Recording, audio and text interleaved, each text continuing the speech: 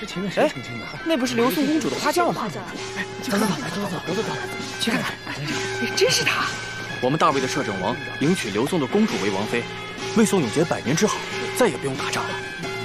不过咱们摄政王风姿卓然，什么美人配不得，居然要娶个刘宋的丑女为妻。你为什么这么说啊？听说这位公主啊，眼如铜铃，血盆大口，腰如木头，甚是可怕。说不是？为大魏百姓如此牺牲，王爷实属不易呀。可怜的摄政王殿下。 恭喜殿下！多谢大家今天的来。恭喜殿下！恭喜啊！恭喜！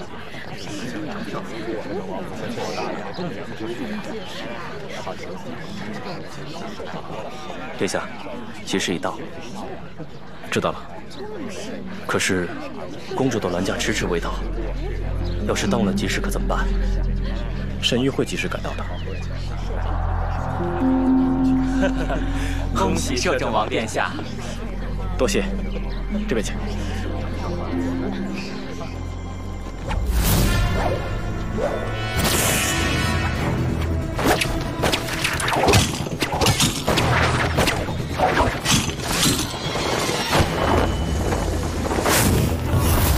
什么人？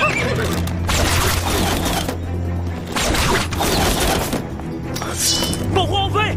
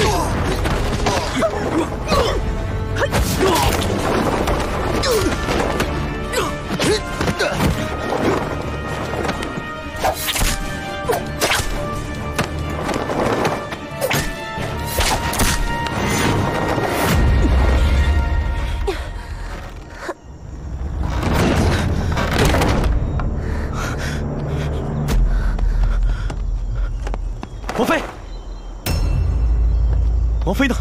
阁主早就知道去大魏的路上不太平，他要真的在里面的话，早就被射成筛子了。啊！他在前面的驿站等着我们呢，快点！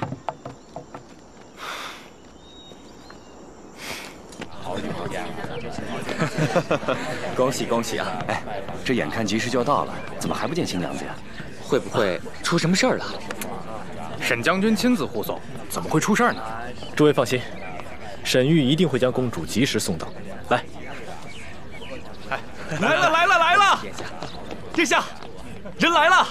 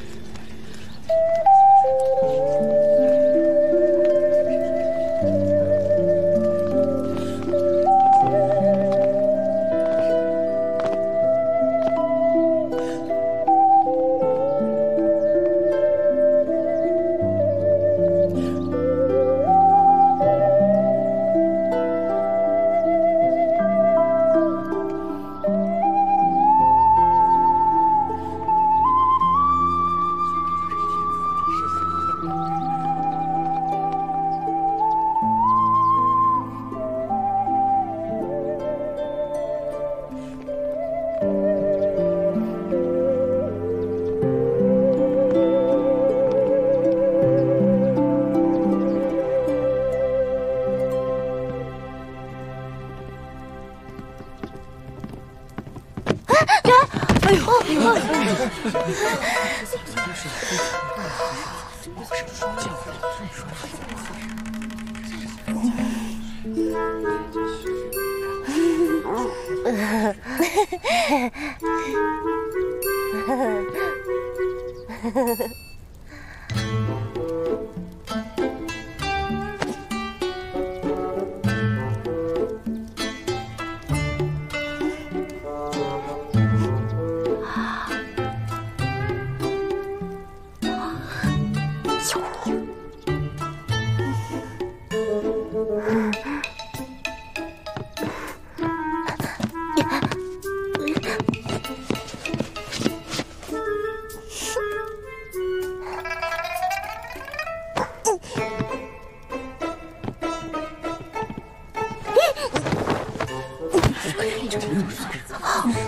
跪！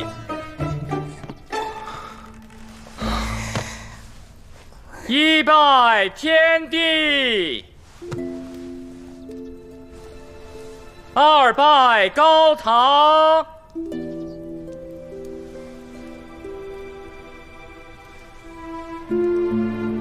新人对拜。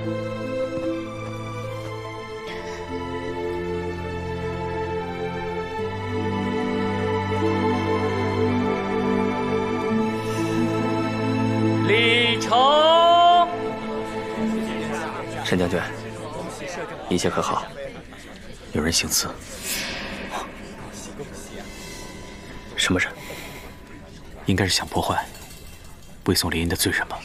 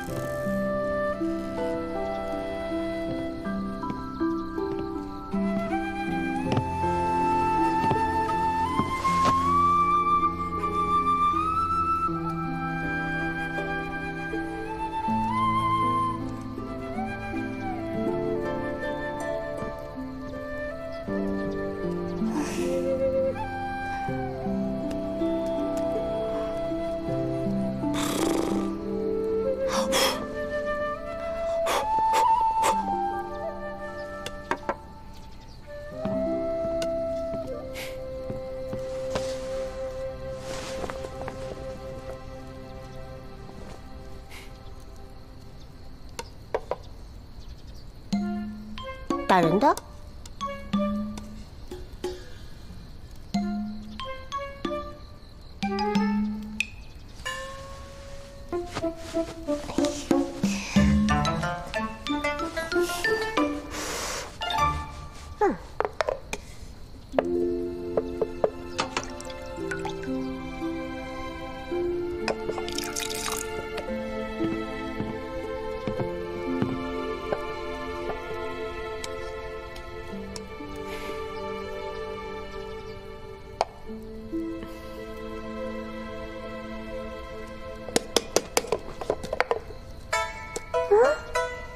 哼。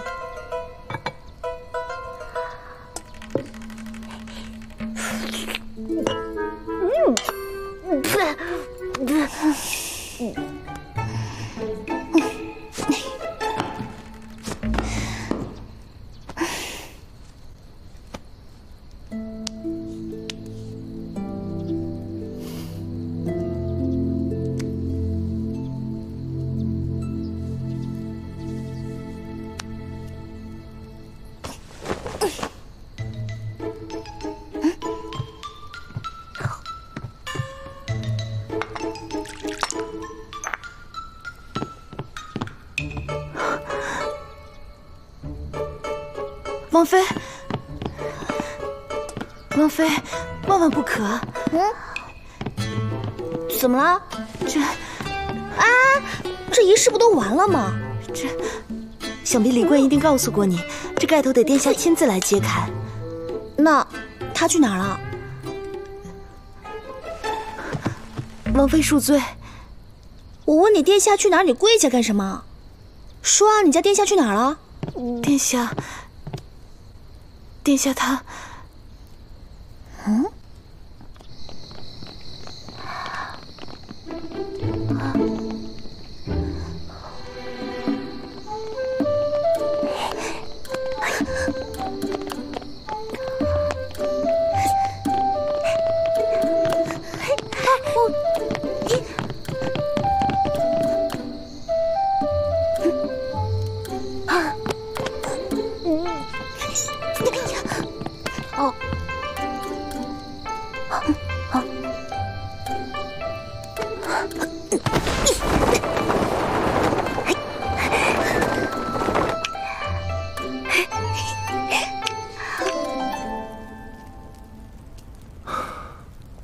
雪云，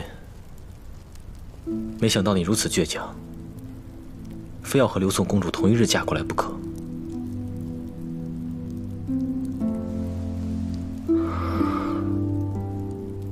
殿下，你不高兴吗？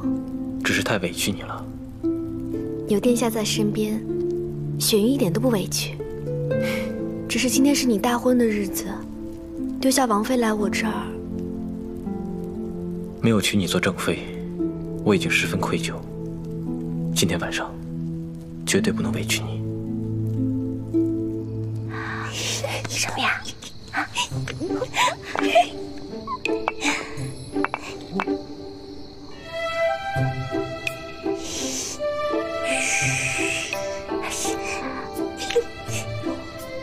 哇，你看，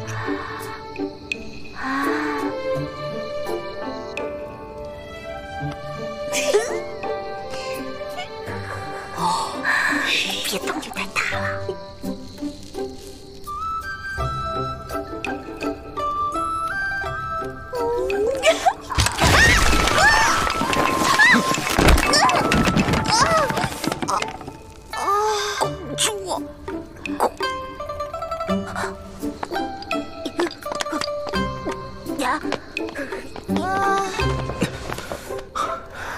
没事吧？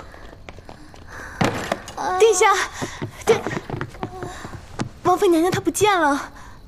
我在这儿呢。王妃，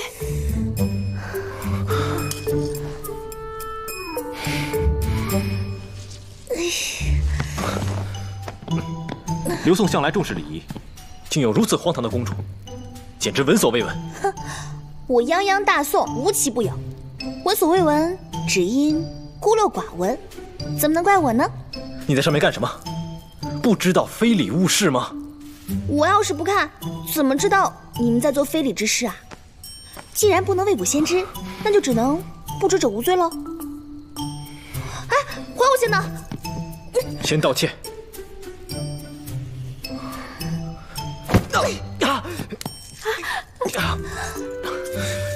新婚之夜抛下大宋公主，此乃公然羞辱，到底谁该道歉？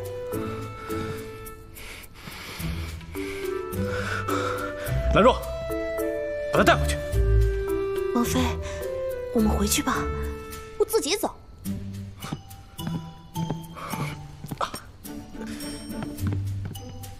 一砸就倒，弱鸡。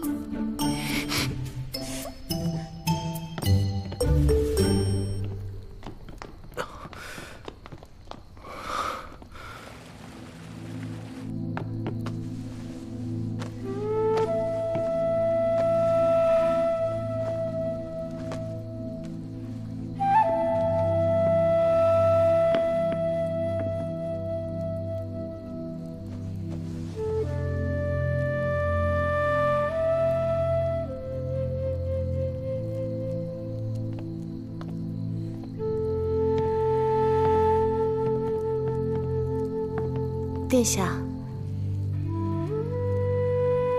殿下，你实在不该对王妃那么苛刻。再怎么说，她也是刘宋公主，背井离乡，实在可怜。哼，牙尖嘴利，寸步不让。我的行为根本伤不到她。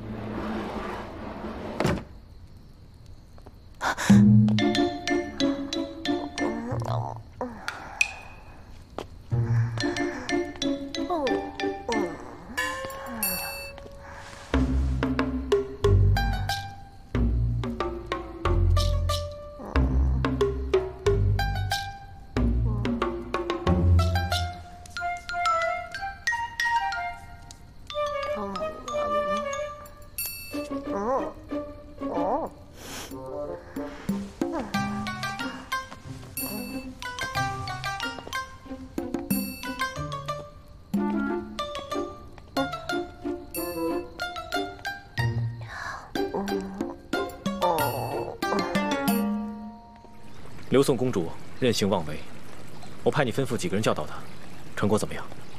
殿下放心，兰若正在悉心教导，想必已卓有成效。秋叶，再高点！嘿，再高点！再高点，再高点！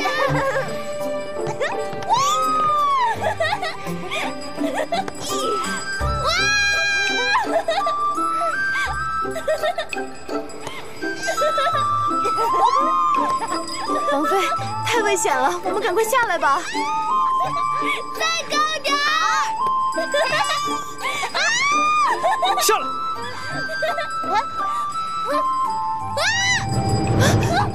公主！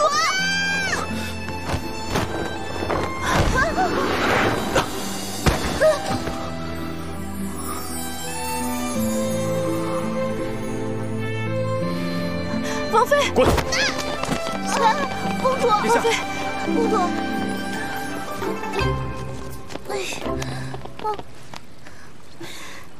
殿下恕罪，奴婢一时疏忽，竟然让王妃娘娘受了伤。兰若，我让你好好教导她，你竟然带她玩！小气！你说什么？怎么啦？不就压一下吗？你还占便宜呢，干嘛那么生气？你分明……啊！千万别这么说，想说我故意勾引你是吧？俗，太俗了！你自己照着长什么样再说吧。带她下去。是，下午还来玩呢。走吧，王妃。多找几个人教她礼仪。是。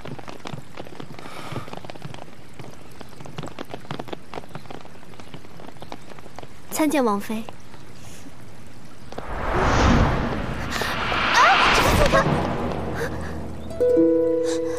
你快放开我家主子！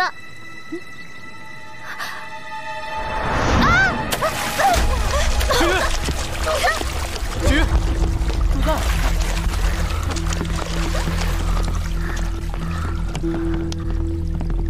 站住！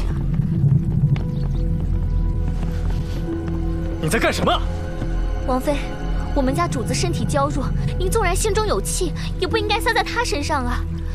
他身体那么弱，怎么承受得住啊？错，奴婢哪里说错了？你的话谬误有三：第一，刚才我没碰他，是你叫我放手的；第二，水那么浅，能淹死谁啊？水不深，但水凉啊。主子身体娇弱，受了风寒，一定是要命的，他怎么会自己主动跳进去呢？当然是为了冤枉我啊！你血口喷人！碧玺，不得妄言。殿下，你瞧见了吧？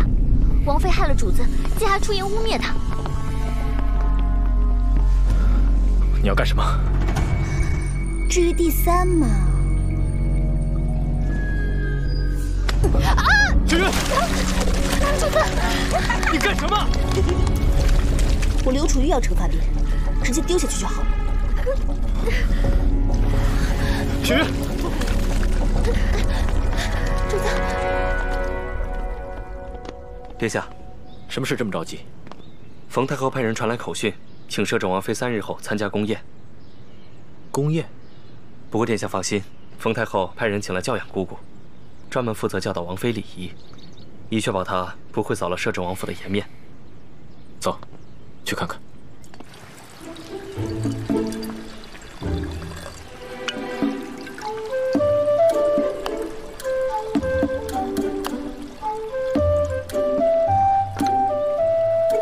汉人最讲究礼仪，而你却完全不通晓卫理。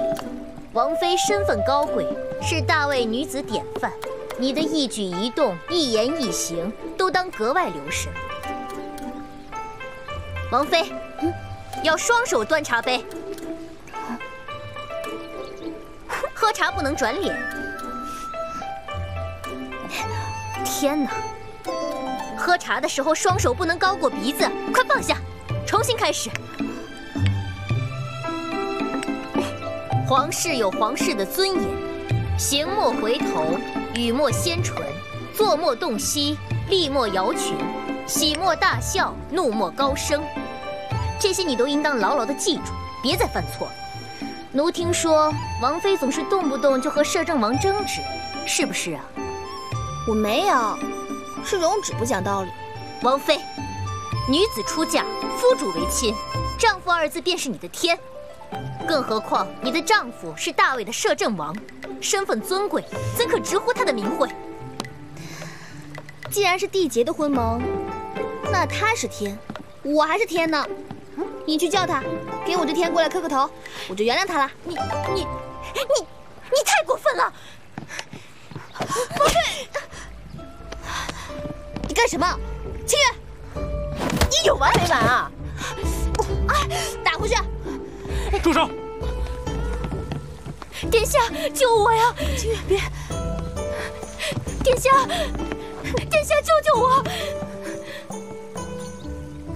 魏宋联姻是为了促进和平，你这种行为会让别人觉得你没有教养，进而藐视刘宋。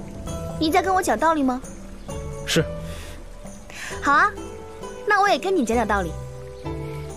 大魏高宗崩逝之后，冯太后韶华之年，立扶幼主登基，平定已婚叛乱，挽大厦将倾，何等威风得意！可数年之后，她锋芒尽敛，毫无建树，反而逼女人去学孔孟之言，简直太迂阔了。难不成当了皇太后，就毫无当年锐气？亦或是……够了，不想谈大魏？好啊，那就说说汉女。当年孙恩之乱，会稽长官王凝之守备不力，仓皇出逃。他的夫人谢道韫听闻敌至，镇定自若，拿刀出门，连杀数人。哼，女人，先而为人，后分男女，什么规矩？大敌当前，全是狗屁。狗嘴里吐不出象牙。当然吐不出了，你吐一个我看看。不好好学规矩，还振振有词，难道说你怕了？我怕什么？当然是怕被我们大魏的名门淑女比下去，所以根本不敢应战。你可真狡猾啊，这是激将法。哼，怯懦就是怯懦，不要找各种理由推辞。你的种种嚣张的言行，只不过在隐藏自己内心的恐惧。3天后，你要是学不会，只能在宴会上丢人了。你放心好了，我肯定不会输的。拭目以待。好好走不送。赵姑姑，拜托你了。不，殿下，奴实在是不敢教了，不敢了。赵姑姑，你可是冯太后派来的人，知道事情的轻重吧？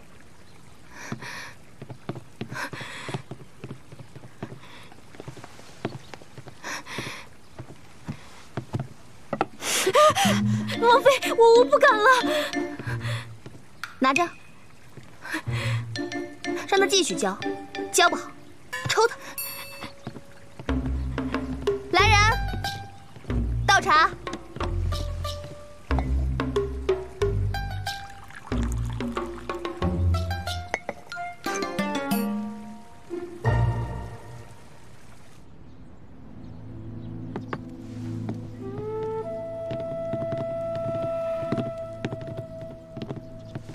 殿下，马侧妃是因为之前落水受到了惊吓，才会卧床不起。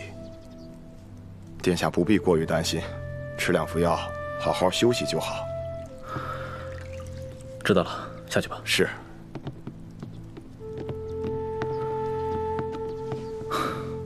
雪云，这2天我一直担心你，让我看一下。殿下不可。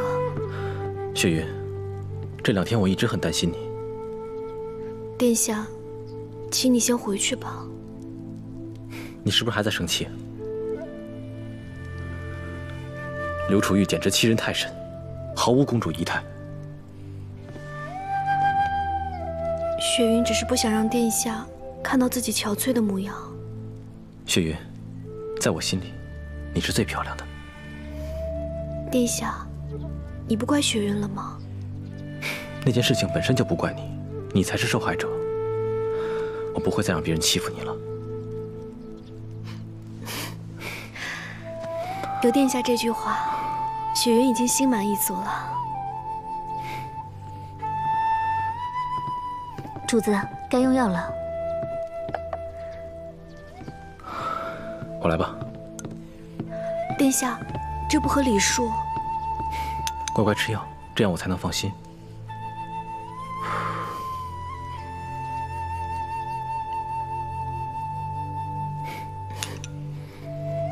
殿下，赵长史已在院子外头等候半个时辰了。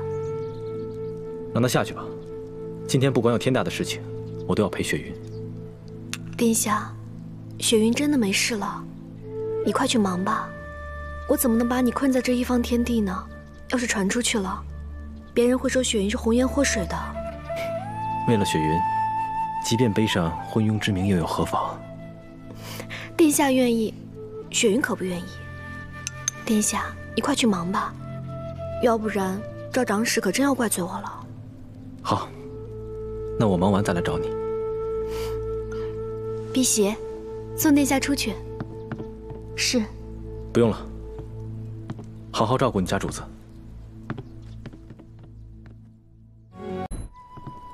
主子，该用药了。我来吧。殿下，这不合礼数。乖乖吃药，这样我才能放心。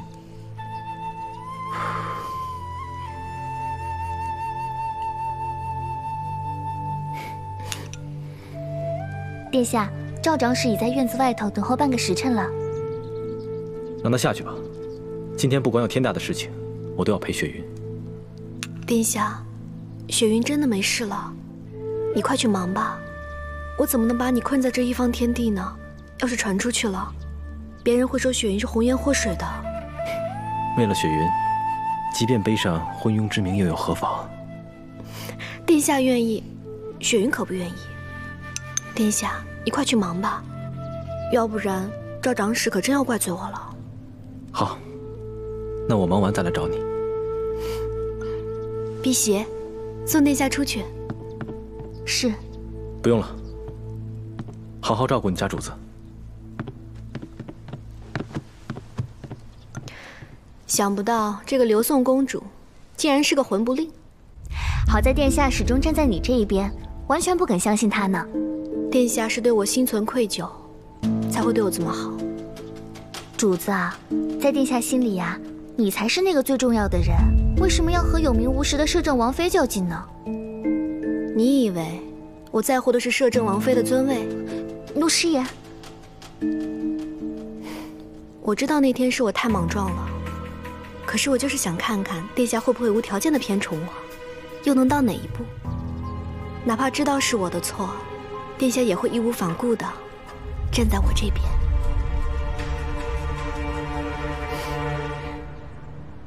陛下，谷水、洛水泛溢，溺死百姓上万人。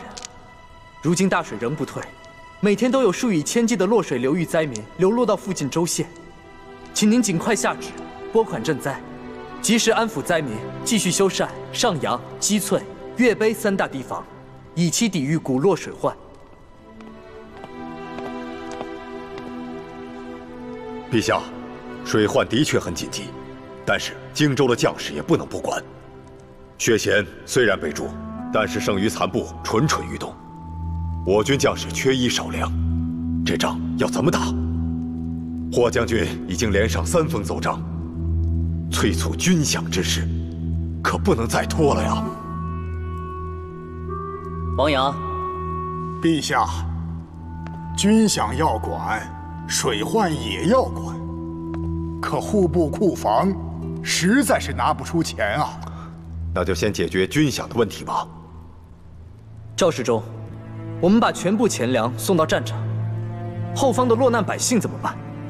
难道我们眼睁睁地看着百姓们流离失所，无家可归吗？他们都是我们大魏的子民啊！难道你要让陛下弃他们不顾，于心何忍？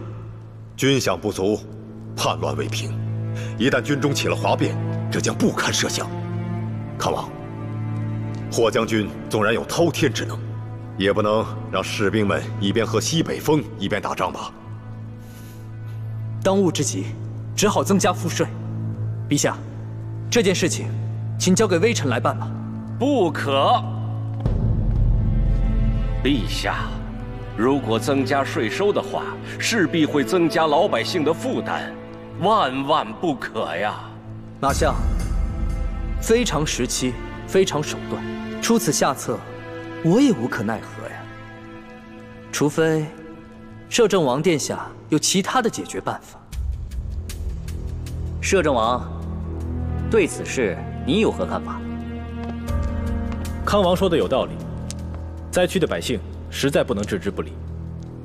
赵世忠说的也不错，军中的粮饷实在不能再拖了。那殿下，你的意思是？两权相较取其轻，比起将来的兵祸，眼前的百姓更难。臣认为，应当先拨付赈灾款。殿下，您，摄政王，这样根本就是瞻前不顾后。前线的士兵怎么办？陛下放心，臣一定想办法筹措军饷。摄政王，现在时间很紧急，你如何设法？还没想清楚。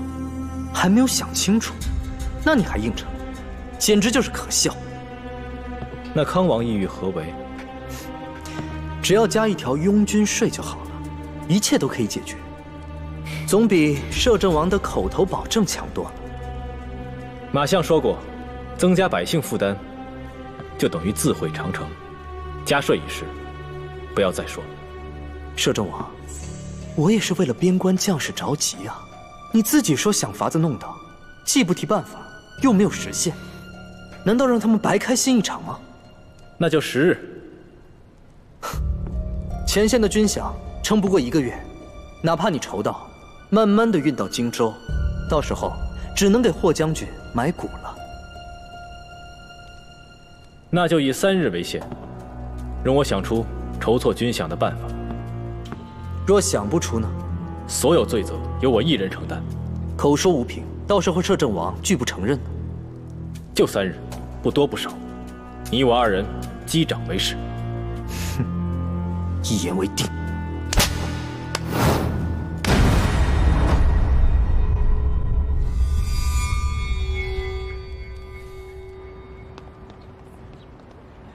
要3日里想出筹钱的法子，这简直是天方夜谭呐！对呀，你说这摄政王是不是疯了？康王步步紧逼，摄政王那是走投无路呀。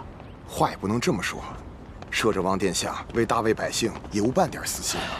3日之后，如果再没有眉目的话，摄政王这脸可丢大发了。最后闹腾一场，只怕又要增加税项。哎，可怜百姓又得跟着遭殃喽。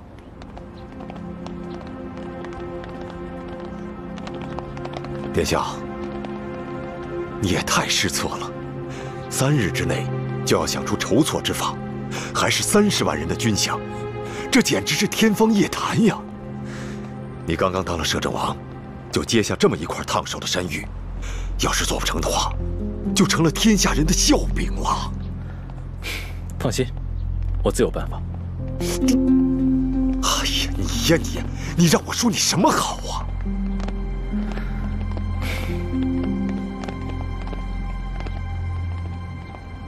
摄政王，祝你马到成功。多谢。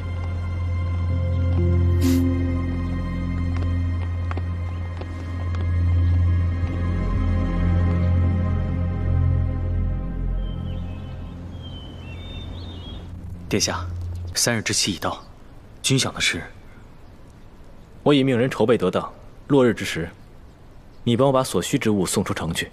筹备得当，可这3日殿下都没出过门啊！没出门就不能想法子吗？莫非殿下动用了自己的私库？不，万万不可！谁？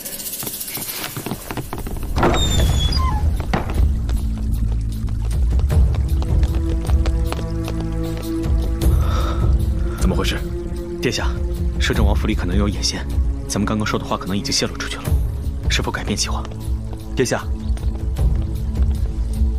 一切准备就绪，你该去赴宴了。沈玉，请殿下吩咐。军情刻不容缓，一切按原计划，不过多加小心。是。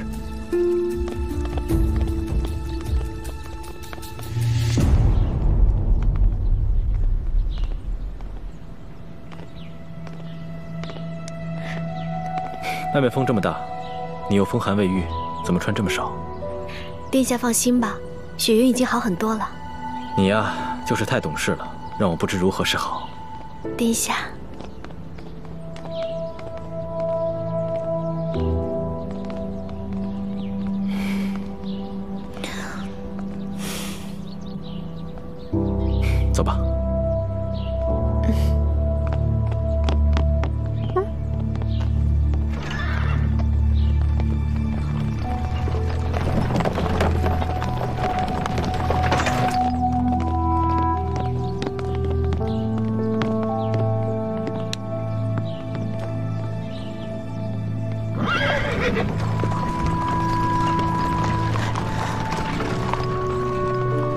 兰若，你不必太担心了，有殿下在，只要王妃不乱说话，应该不会有太大问题。但愿如此吧。赵长史，沈将军已经带人护送箱子从后门离开了。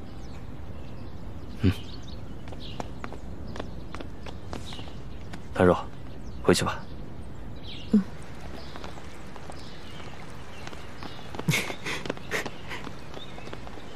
殿下，表弟遇上什么好事了？当然是能让摄政王栽跟斗的好事。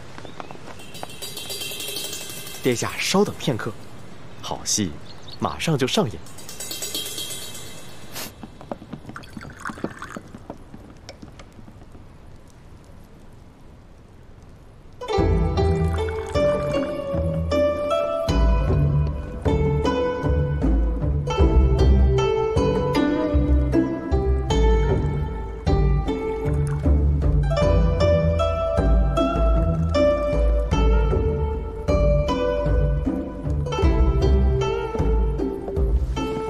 太后，儿臣敬你一杯。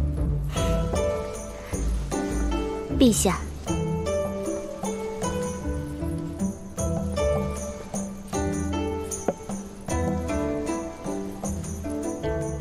康王呢？回娘娘，殿下传讯，稍后就到。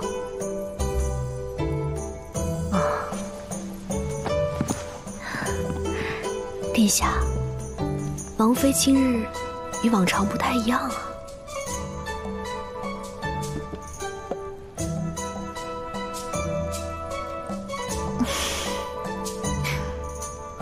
太后亲自派人教导，是块顽石也被点化了，只盼他不要当众出丑，让太后难堪。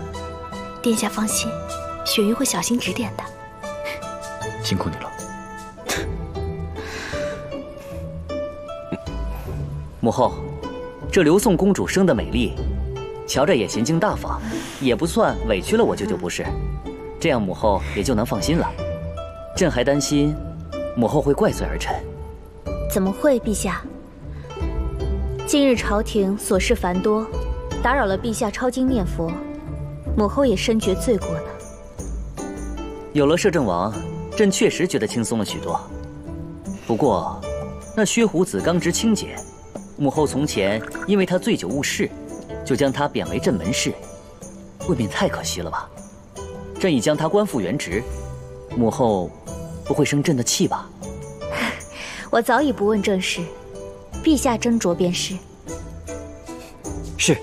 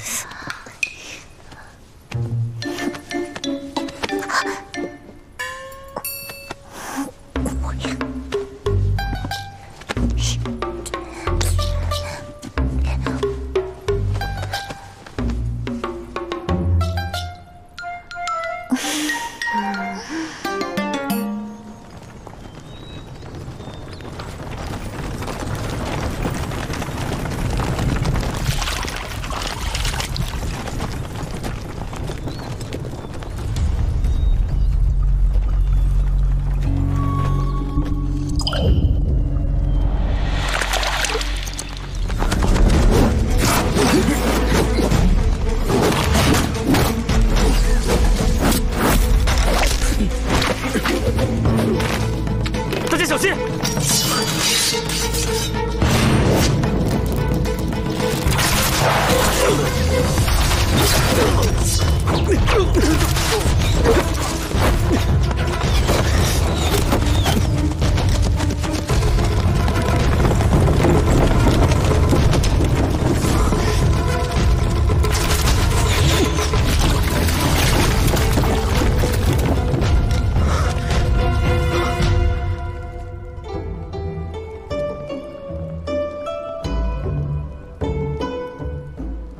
母后觉得味道如何？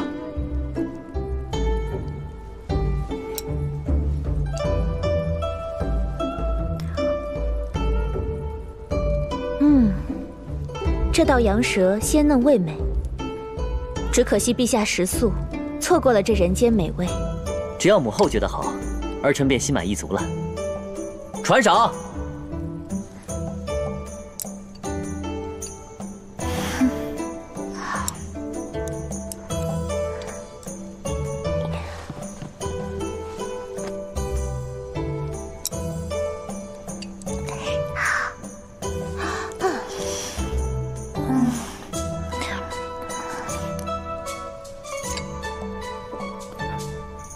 你不喜欢？味同嚼蜡。可我觉得好好吃啊！陛下，这说到美食呢，微臣想起了宋人的一道菜，叫狮子下酒，那才是别有风味呀。狮子下酒，这又是个什么东西啊？就是说这宋人追求什么名士风度，爱饮酒，不爱洗澡，浑身上下长满了虱子。喝酒的时候呢，没有下酒菜，干脆就从头上摘下一个虱子，用来下酒。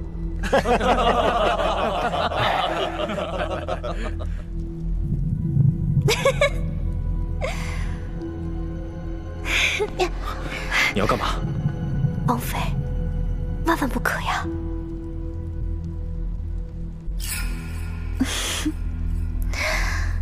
干什么呀？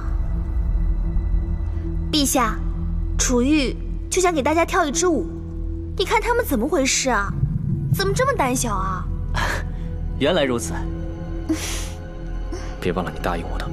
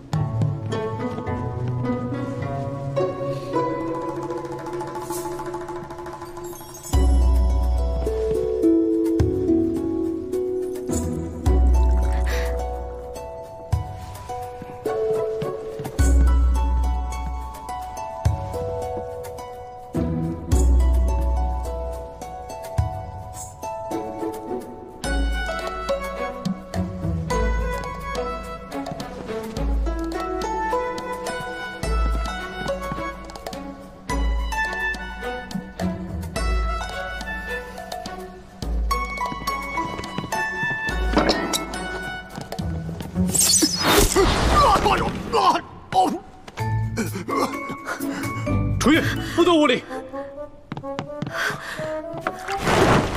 你干什么？我是朝廷的。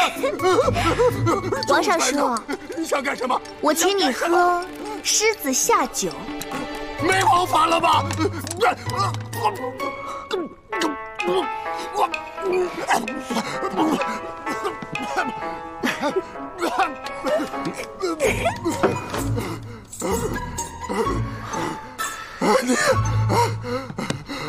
陛下，你要为老臣做主啊！陛下，陛下，请为老臣做主啊！陛下，臣有要事禀报。你看，这些箱子，当真是从摄政王府运出来的吗？我的暗桩在摄政王府潜伏日久，发现这3日，荣旨打开库房，一直在盘点府内的金银玉器，可见他为了援助霍玄，不惜动用私库。如今摄政王丢了这批财物，就无法解决军饷之困，之前的信誓旦旦全都化为了笑谈。你说他是不是丢脸丢到天边去了？不只是丢脸而已吧？不只是丢脸。荣旨向来喜欢装腔作势的，没想到背地里面这么会敛财。如果皇上看到这些箱子里面的金银珠宝，他肯定十分惊讶。原来他清廉的好摄政王是个贪财的蛀虫。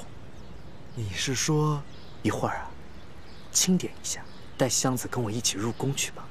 是。皇上驾到！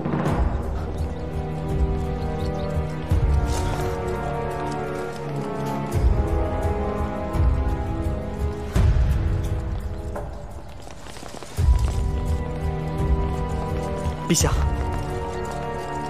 摄政王，这些就是你失窃的军饷吗？是，臣精心筹备，没想到半路被劫。还好我早有防备，在箱底铺了层沙子，才能一路追踪到此。陛下，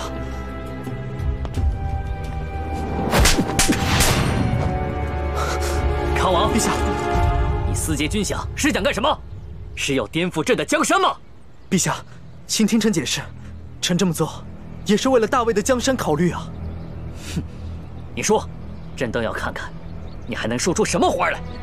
臣眼见摄政王足不出户，却放言筹措，心里十分忧虑，就格外的关注了一些。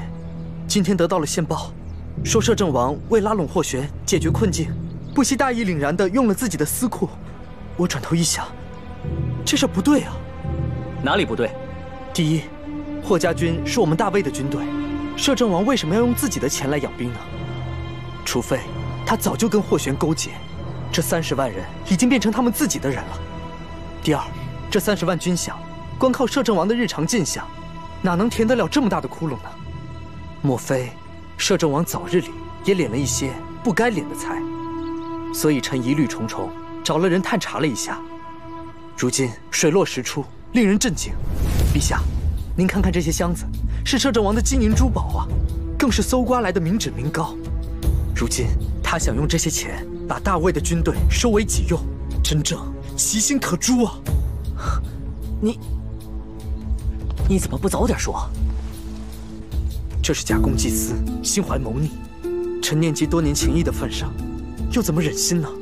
所以徘徊犹豫，连宫宴都没有参加，就怕一个弄不好，至亲不和，君臣离心，更怕激怒了摄政王，来个鱼死网破，不死不休。摄政王，你可有话要讲？沈玉，卑职在。你亲自打开箱子，让陛下看一看，里面到底是什么。是。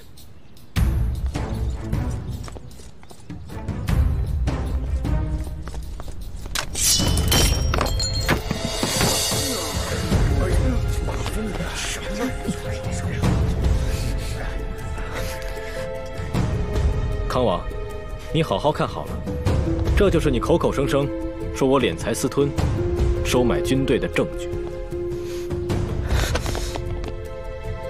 给我打开，全给我打开！陛下，微臣闻这味道，似乎是我们军中随处可见的马粪呐！给我打开！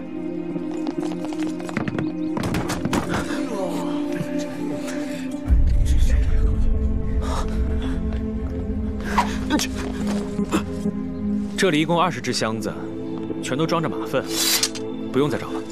不，怎么会这样？一定是摄政王设计陷害，一定是！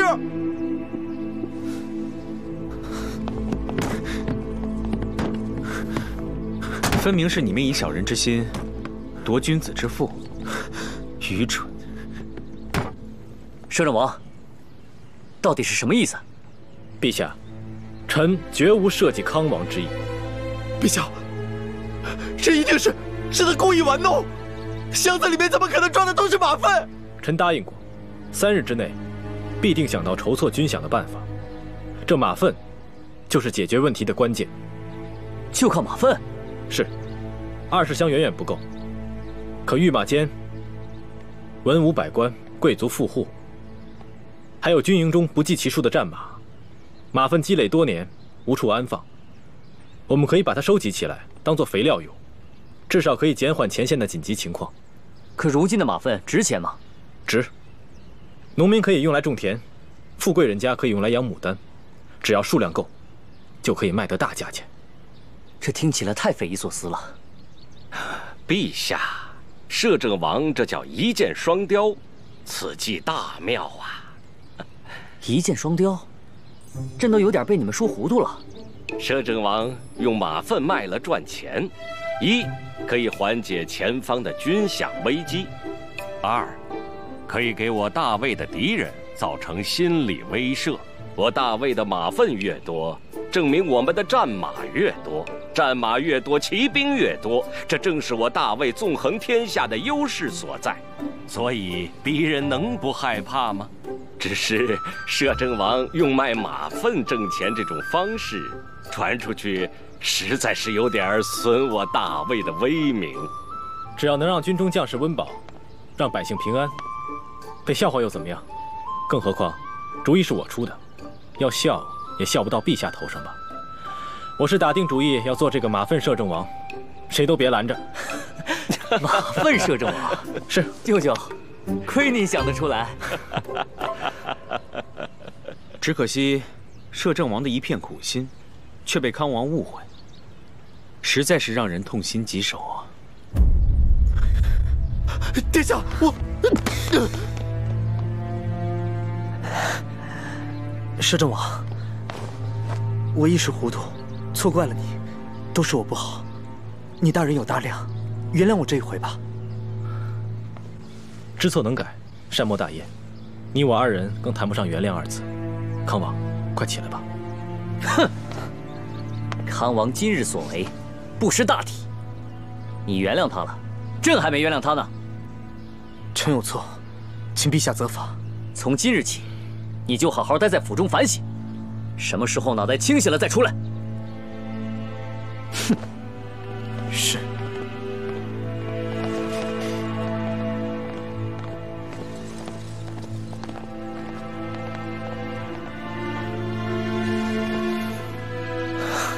摄政王，好手段！康王不必动怒。上次你派人刺杀刘宋公主的事，我还没找你算账呢。这回，你又把累赘的马粪搬回来，怪得了谁呢？刺杀刘宋公主，证据呢？你派去的都是死士，又能有什么证据？不过世事无常，不会每次都没有破绽。好好看着你这个表弟，下次再闯祸，你未必兜得住。马粪，你要是喜欢的话，就留给你好了，顺便把王府的门修一修。刚刚沈玉进来的时候，不小心打坏了。沈玉，我们走。殿下，就这么忍了吗？你自己愚蠢的上当，还有脸面跟我讲话！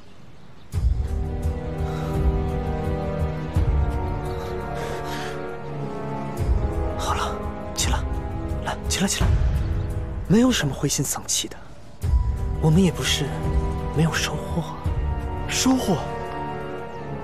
你以为这些马粪能凑得了30万人军饷吗？这些鬼玩意儿，最多撑上10来日罢了。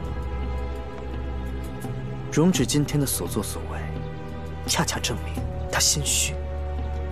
走着瞧，大队靠马粪解决不了根本的问题。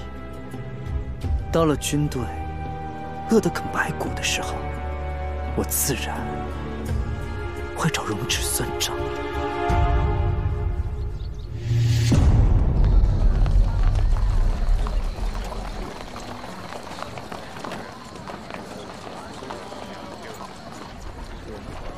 王妃，王阳为人虽跋扈了些，却也是户部尚书啊，是殿下用得着的人。你这样做，大大得罪了他，将殿下陷于不义之地。明日殿下还得备齐了礼物，上门亲自赔罪。你身为他的妃子，却不能为他担忧，这实在是……停车！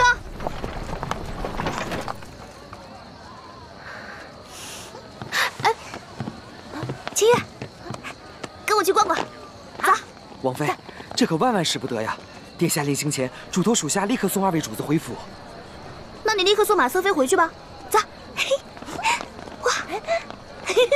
主子，这该怎么办啊？先回府吧。这符我们怎么跟摄政王汇报啊？如实汇报呗。郎君要买花吗？这花儿不好看，这花儿更娇艳。来，让我摸一把。怕什么？我是大宋远道而来的贵客，有的是金银珠宝，怕我不给钱吗？啊？怕什么？这里是大魏领主，你怎么敢在这儿放话？太过分了！哼！大魏千方百计求来了大宋公主，我们这些使臣自然也是贵客，谁要是得罪我，就是有意挑起宋魏纷争。你太过分了！就是使臣又怎么样？欺人太甚！使臣又怎么样？能当街欺负人吗？使臣就是了不起，你们能怎样？来，我帮你。你是什么人？收拾你的人！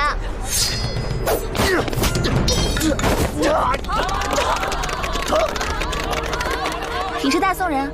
不怕引起宋魏纷争，你就斗我试试。走。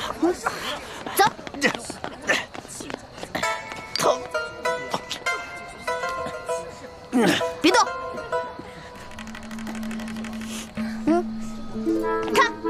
看看什么字？说呀，啊什么啊？蠢字，汉字都不认识，还说自己是大宋人。我还说呢，自古做坏事都心虚，少有自报家门的。你哪来的口仗人势的无赖？原来是个冒牌货。说，为什么冒充大宋人？说，我就是大宋使臣。巧了，我是大宋公主。清月，带过府。走。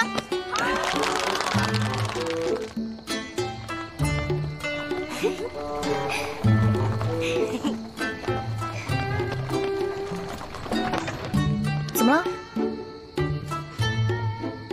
怎么了？啊？怎么了？还知道回来啊？又生气了？怎么心眼比真家还小？你还不认错？王妃，快别惹殿下生气了，快给他赔个不是。不需要。哎，我跟你说啊，刚我在路上遇到有人假冒宋使，被我顺手抓回来了。假冒？不信的话，你去看啊。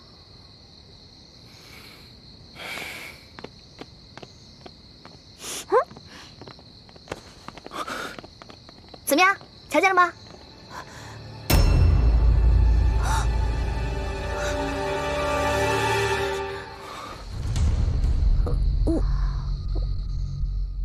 就这些吗？摄政王殿下派人送来的粮草，只够维持13天。信拿来。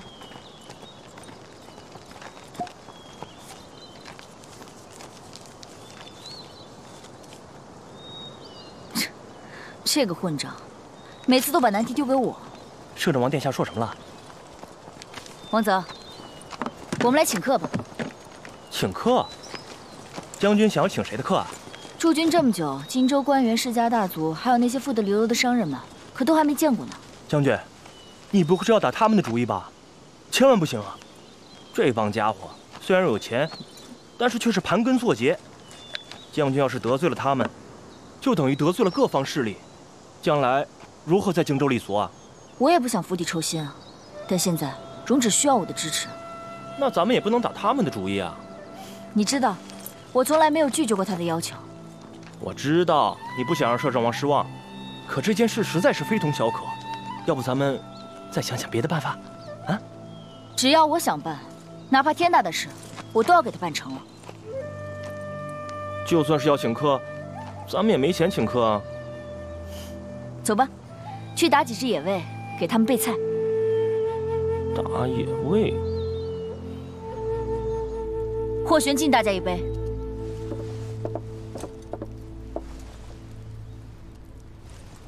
今日请大家过来，不过是旧事重提。军中粮饷不够，希望大家携起手来，共度难关。刘四婶，你是荆州长官，希望你为大家做个表率。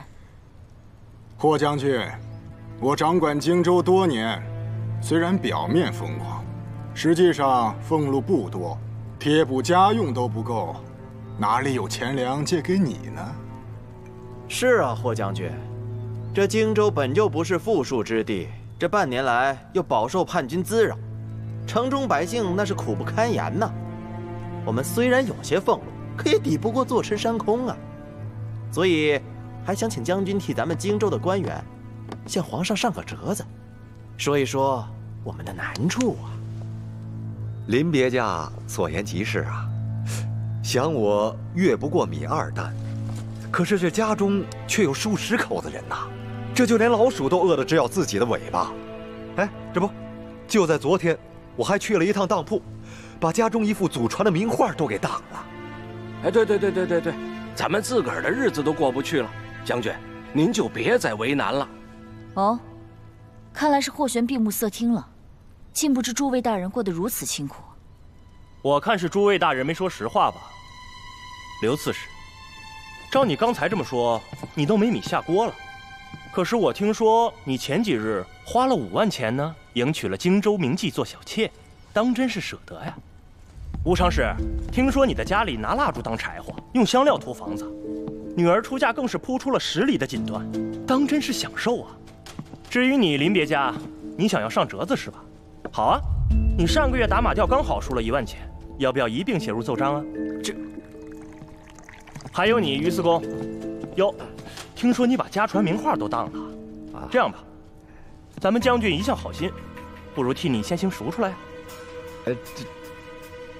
军饷如此匮乏，将士们连饭都吃不饱，而你们呢，口口声声说自己忍饥挨饿，苦不堪言，可事实上呢，背地里却花天酒地，无所不为。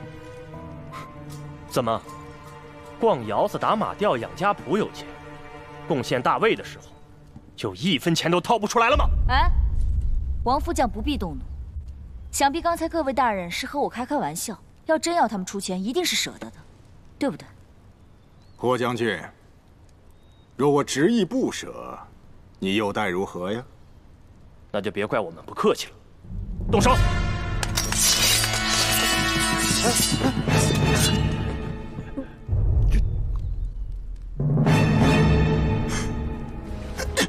霍玄，你借钱不成，竟敢明抢，与土匪恶霸何异？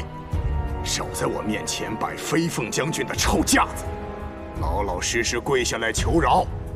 或许我可以看在你父亲的份上，饶了你这番行径。啊，是啊，霍将军，你想要粮食，倒也可以，只要讨得刺史大人欢心，这给个100担，那又何妨啊？只不过，这哄男人开心的法子，你懂吗？你再说一遍。王泽，两位大人说的对，霍玄要是明抢，那就是罪名满天下了。纵使是皇帝陛下，也不会饶了我的。王泽，退回去吧。将军，还不退下！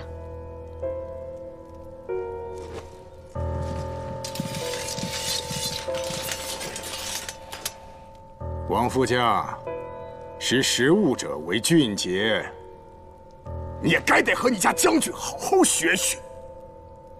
这万事嘛都好学，可有一样，这王副将怕是学不来啊。哦，是哪样啊？要是没有这个，霍将军如何讨好摄政王，跟他情深意重，比肩而立呢？放肆，怎可对将军无礼？诸位还不知道吧？咱们的飞凤将军就是靠着无可匹敌的美貌，才混入叛军薛贤的军营的。人都说这最难消受美人恩呐。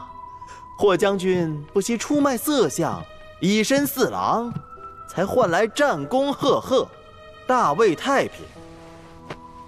微臣实在是佩服之至啊！说得好，说得妙。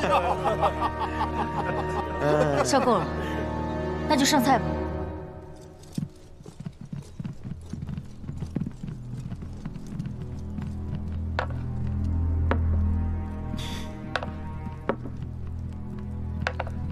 各位，请。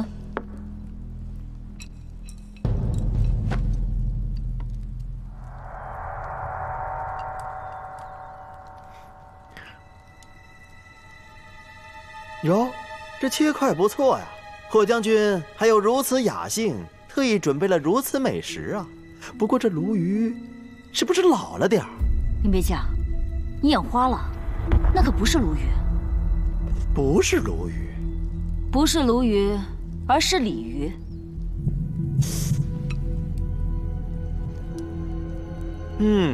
倒也别有风味嘛啊！竟敢食地性鱼，大逆不道，该杀！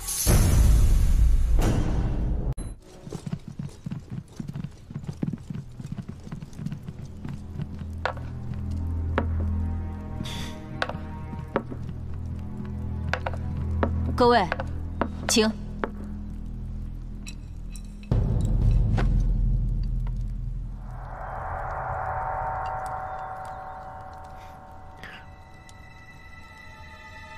哟，这切块不错呀！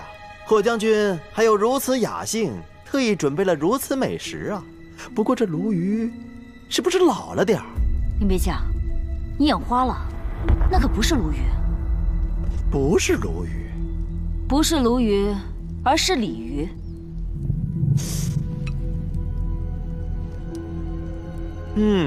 倒也别有风味嘛啊！竟敢食地性鱼，大逆不道，该杀！什么地性鱼啊？闻所未闻嘛！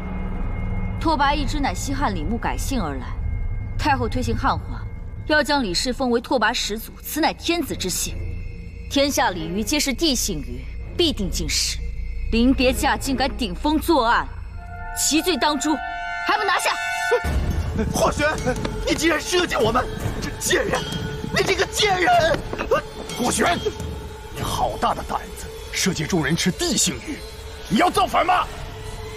怎么，刘刺史的盘子里也装着地性鱼吗？还是大家如此有爱，怕林别驾路上寂寞，想陪他过奈何桥？哎，他们可全都吃了，不止我一个人呢！霍将军，坐下。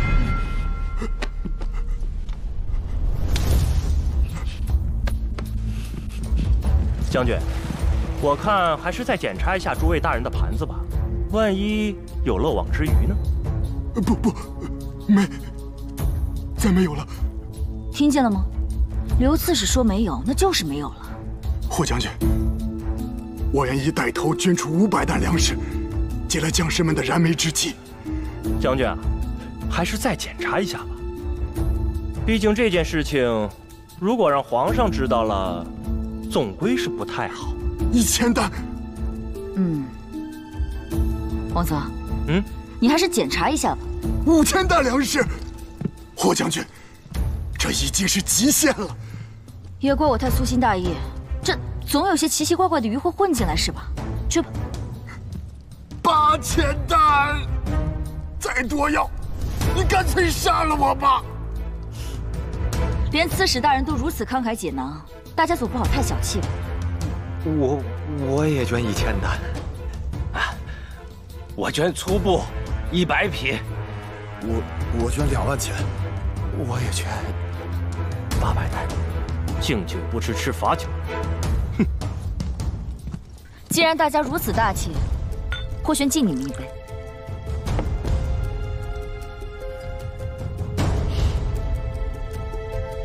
好了，今天就到这吧，恕不远送。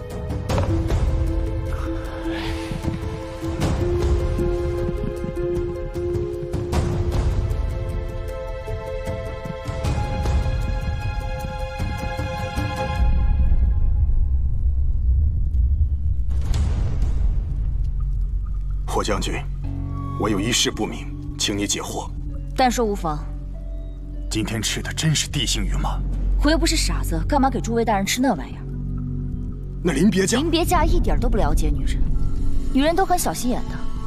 人间正道他不走，非要选择一条死路硬闯，那我也只好拿他开刀，杀鸡儆猴了。你为了军饷竟如此不择手段！你们平日里为了敛财，不也照样不择手段？从百姓手中掠夺的财物，最终用于保家卫国，这可是件大好事啊！若是我最后仍不松口，大家都这样小气的话，我只好干脆把你们都宰了，然后率军进城，将所有豪绅贵族都翻个底朝天。刺史大人别害怕呀，我跟你开个玩笑而已。边疆大吏当然杀不得了，不过把你绑了讨要赎金，贵夫人一定会哭着喊着给我送钱吧？啊？你说是不是？你简直大逆不道！刘刺史，我劝你还是赶紧走吧，不然等我们将军改变主意了，你想走可就走不掉了。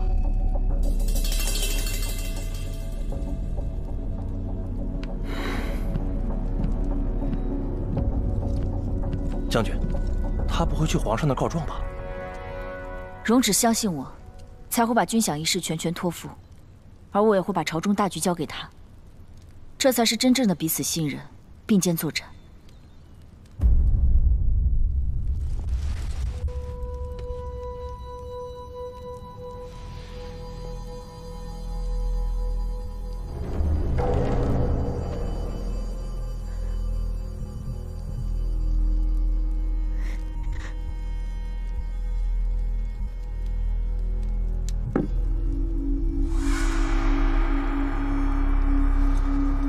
殿下，此人的确穿着刘宋的衣服，佩刀也是来自刘宋。在大魏最热闹的集市上，别说是大宋物品了，就连西域奇珍也有啊。那他为什么要假冒刘宋人？容止，如果我要去干坏事的话，我当然蒙面，不让别人知道我是摄政王妃啊。你再叫我一次名字试试。这不是重点。重点是有人假借大宋的名义到处惹是生非。不用你管，我会调查的。容止，你能不能不要拒人于千里之外啊？你想想，我是大宋公主，要是任由宵小作乱，岂不让人笑掉大牙？兰若，殿下，把王妃带回去。再让我听见她说话，砸断她的牙根。你干嘛那么生气啊？瞧你那驴脸，拉那么长，真吓人。来人，是。快把人抬出去。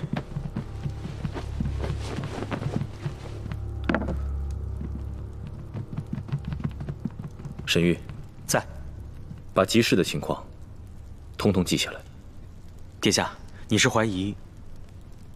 不知道为什么，我有一种不祥的预感。清月，你说那些人为什么要假扮大宋人？我不知道，我总觉得呀，有人在故意闹事，只是没想到被我给碰上了。兴许是一时巧合呢。可世上哪有那么多巧合？很多巧合都是人为制造的。可不管怎么说，你也不应该顶撞殿下。算了，不想了，我困了，回去睡觉了。哎呀，我也困了。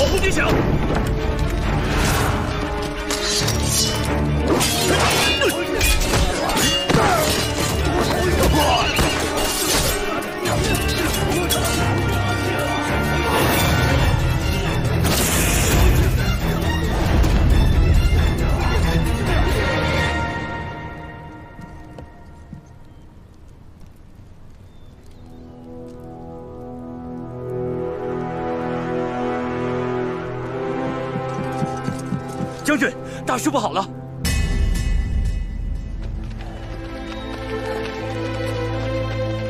快点！怎么回事？将军，末将无能，军饷被劫走了。是什么人？刘宋，是刘宋士兵。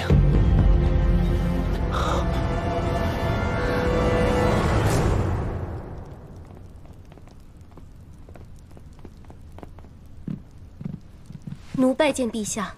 太妃呢？太妃早早就休息了，奴这就去。朕知道了，你先下去吧。是陛下。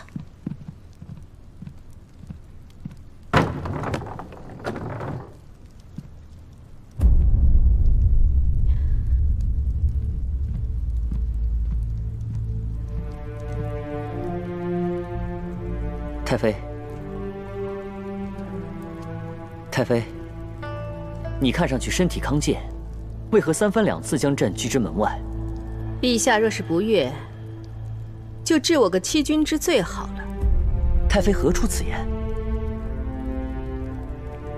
我与你母亲情同姊妹，自你母亲过世以后，我待你如何？你与云儿虽非一母同胞，可是也相伴长大，手足情深。如今，你听信奸佞之言，将她看成了眼中钉、肉中刺。太妃的照料，朕自然不敢忘。那你为什么把她关进了冷清清的康王府？我是她的生身母亲呢，你连我都不让见，你这到底是要做什么？太妃，天子犯法与庶民同罪，皇兄他做错了事。云儿，他最大的错误，是他不应该让摄政王难堪，更不应该让陛下为难。早知道今日，当年他出生的时候，我还不如亲手掐死他，也好过现在受兄弟掌掴，处处难以自处，受人白眼。好，朕看在太妃的面子上，就饶了皇兄这回，还不行吗？我不敢让陛下为难。朕知道，这段日子难为了皇兄，朕以后好好补偿就是了。太妃，你再这么哭下去，朕也会难过的。陛下，好了好了，太妃，你不要再哭了，朕马上下旨把皇兄放出来。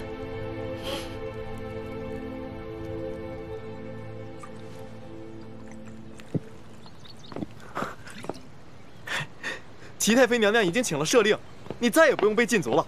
我们好好去庆祝一下。殿下，您这是怎么了？昨日荆州刺史上了奏章，弹劾霍玄抢夺军饷。这事儿我知道啊，没想到霍玄竟如此大胆，弹劾他的奏章像大雪一般，闹得满城风雨。不过，这对我们来说是好事。好事？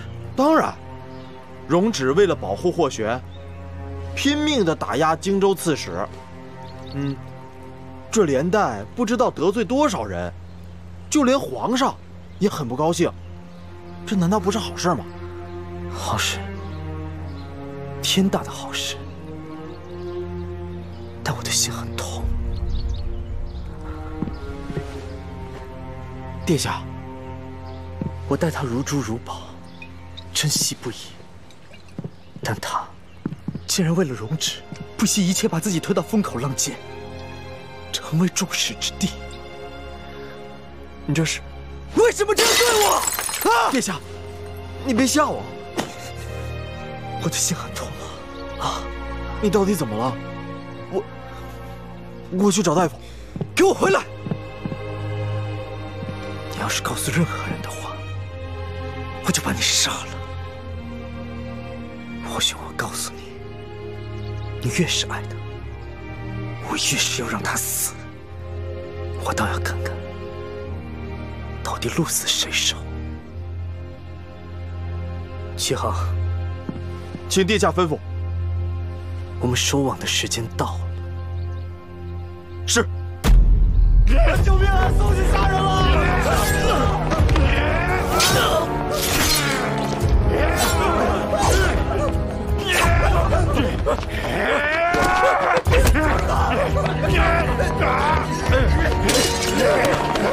你们放开！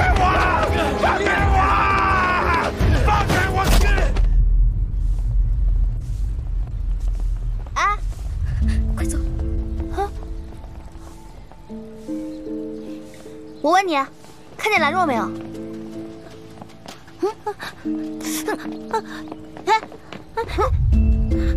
我又不是鬼，你躲我干什么？王妃恕罪，奴儿死。算了算了，你走吧。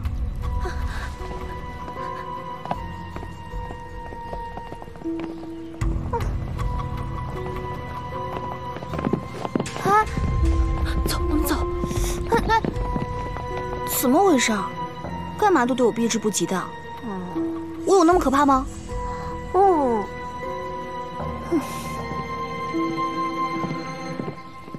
我让你调查的事情怎么样了？殿下，已经查问过很多人，都没有线索。不过，近日有一个刘宋人醉酒杀人，被阻止之后，却又连杀2人，引起民愤。经过此事，两边积怨更深。若有刘宋人走在街上，几乎是人人喊打，寸步难行。所以，他们是把外面的风气带到王府里了。殿下恕罪，那些仆人不懂事，迁怒王妃。只不过，什么？只不过杀人者不是普通的刘宋人，而是当初宋钦的使节。宋钦使。正因如此，大伙心中怨恨不平，私底下更是流言蜚语。他们说什么？他们说刘宋与大魏联姻，不安好心，刘宋公主就是个细作。谁在散播流言？殿下，请勿动怒。这个事情需要谨慎处理。如今你因为霍将军的事，在朝中受到弹劾，现在这个时候，更不能引起争端。别做梦了，恐怕我想安静，他们也不会消停。陛下，刘宋人无视魏律，频频生事，闹得民怨沸腾，群情激愤。如果朝廷置之不理，只恐酿成更大的祸患。这件事，朕也听说了。那依你的意思，应当如何处置？臣不敢言。朕叫你说，怎么又不敢说了？刘宋跟我们大魏是姻亲，刘宋公主又是摄政王王妃，我就怕摄政王伤心嘛，故而不敢言。康王什么意思？认为我会包庇刘宋吗？没有，摄政王您误会了，我是担心您左右为难嘛。康王，摄政王定会事事以朝廷为重，怎么会因为姻亲关系而格外偏袒刘宋呢？这么说来，摄政王殿下一定会秉公办理了。那是自然。那河山杀人事件，殿下怎么处理？陛下，只不过是一起民间杀人小事而已啊！我大魏和那刘宋刚刚止了兵戈，何必为这种民间小事再争吵不休呢？马相，现如今无数义愤者都聚集在廷尉外头，整日整夜不肯散去，要求严惩刘宋凶手，甚至3次试图冲入廷尉。您说这是小事吗？在我大魏律法约束之下，从来都没有发生过这种恶性杀人事件。若非杀人者是刘宋贵族身份，廷尉卿迟迟无法决断，又怎会引起这么大的民愤？廷尉卿不是无法决断，而是根本不好决断。陛下，据闻当日百姓群情激愤，上去围殴杀人者。现在那杀人者犹如3岁小儿，除了会流口水之外，连自辩都不会，这根本无法审理，又如何结案呢？人证物证都在，又如何去辩解？只怕百姓们冲入廷尉，到那个时候我们抓不到凶手，那就来不及了。陛下，那河山乃是当初刘宋宋钦的重要使节，为这么点小事儿就贸贸然杀了，恐怕那刘宋必然会动怒啊。那又如何？王子犯法，与庶民同罪，区区一个刘宋使臣，难道可以滥杀无辜百姓吗？你将大魏律法置于何地？将大魏尊严置于何地？难道让大家笑话咱们，连天子脚下的百姓也无法庇护，只能任人鱼肉吗？好了，你们都不必再说了。事情闹得这么大，哪怕是为了平息民怨，这个刘宋人也是非杀不可。摄政王，臣在。10日后处决河山，就由你亲自督行，以示大魏律法，公正无私。臣遵旨。你说河山杀人？不可能，这绝不可能。千真万确，好多人可都亲眼瞧见，他醉酒杀人，被百姓们截住，硬生生押去了廷尉。如今这可是平城最轰动的案子，因廷尉迟迟没有判决，所以引来无数民怨，可能就是……所以王府的人才会迁怒于我，觉得宋卿使臣都杀人了，我也不是什么好东西，对吧？王妃，你千万不可这么说，奴知道你这都是受了连累。我要去廷尉。清月，我们走。王妃，王妃，王妃！快走！大家都来瞧啊！快点！这些不知廉耻的刘宋人，让他们在大会经商赚钱，现在可好？杀害我们的同胞，可恶可恨呐！滚出去！滚出去！滚出去！滚出去！滚出去！滚出去！滚出去！停车！走。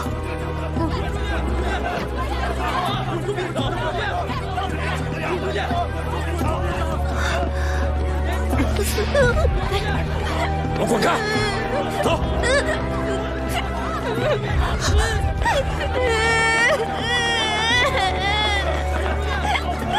你们干什么？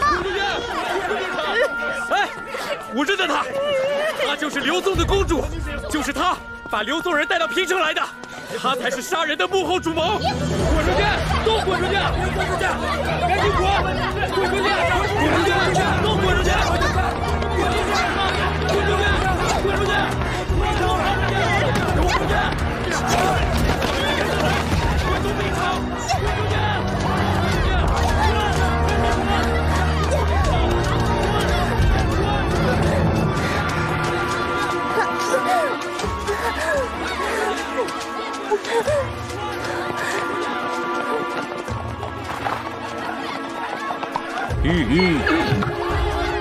沈玉，保护王妃！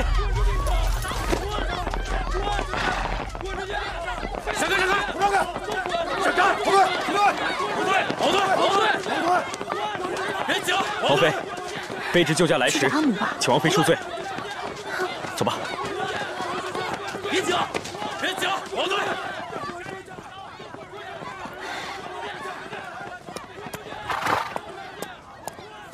闹成这样，还不回去？我要去廷尉。河山是大宋人，但他一定没有胡乱杀人，这件事就有冤屈，我要听他解释。王妃，河山已经被人打傻了，根本就无从解释。就算这样，我也要弄清来龙去脉。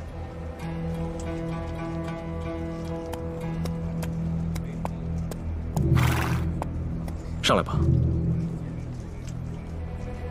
回去先换件衣裳，我遵义如故。上来吧。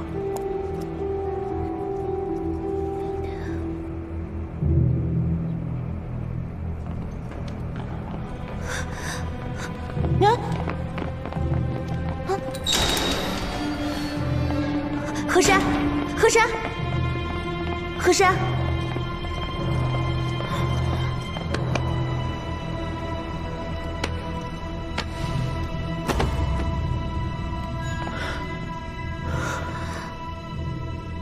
殿下，河山已经死了。不可能，怎么会这样？还有5天就要问斩，现在人却死了，你们怎么看守的？摄政王恕罪，这刚才还好好的，我也不知道发生什么事儿，殿下恕罪。这就是河山。是啊，他额角有疤，就在那儿。所以，不存在冒充的可能性。什么意思？上回醉酒闹事的刘宋人，你说是冒充的，所以我想知道，这次的河山到底是不是真正的刘宋使臣？原来你来不是帮我，是要坐实大宋罪过，是不是？手指，你不准走，站住！人怎么死的？你连问都不问吗？他是畏罪自杀。人都被打傻了，还怎么畏罪啊？既然知道有人杀人灭口，却不追查到底，为什么？王妃，廷尉非比寻常，殿下处境艰难，力不能及，更何况杀人者已经死了。如果还要继续追查下去，恐怕只会牵连到更多人，只好就此结案。就算何山是真的杀人凶手，那些无辜的大宋客商呢？他们在这娶妻生子，安心经营，他们把大魏当成第二个家。可你们呢？不光把人赶走，还没收财产和店铺，你凭什么？王妃，若非殿下求情，这些人失去的岂止是财产和房子，连性命都要丢在大魏。你说什么？皇上震怒，下令要所有刘宋人都要离开魏境，如有违抗，轻则下狱，重则处死。所以你们是要开战吗？那你干脆连我一起驱逐出去算了。你以为人家不敢吗？我告诉你，第一个死的是何山，第二个死的是刘宋商人，第三个就是你。既然如此，那此事更不能轻松了结。如果我说我有办法证明何山清白呢？何山已经死了，拿什么证明？我要见皇上，当庭申辩。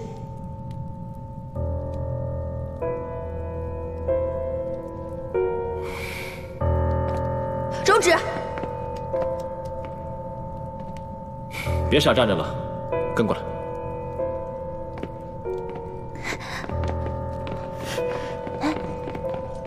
你们俩快过来！快！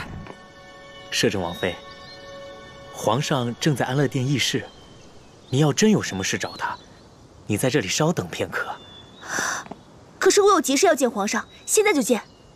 这安乐殿是朝中大臣们议论朝中大事的地方，你实在不宜前往。这样，等皇上议完了事，奴才一定去禀报。可是，既然在议论政事，我身为摄政王，应该有义务要参加吧？你当然可以了。请。刘楚玉，我先进去瞧瞧，没有我的吩咐，你不许离开半步。我。好吧，既然这样，那请你务必转告皇上，此事有关大宋与大魏的和平，他一定要见我。请。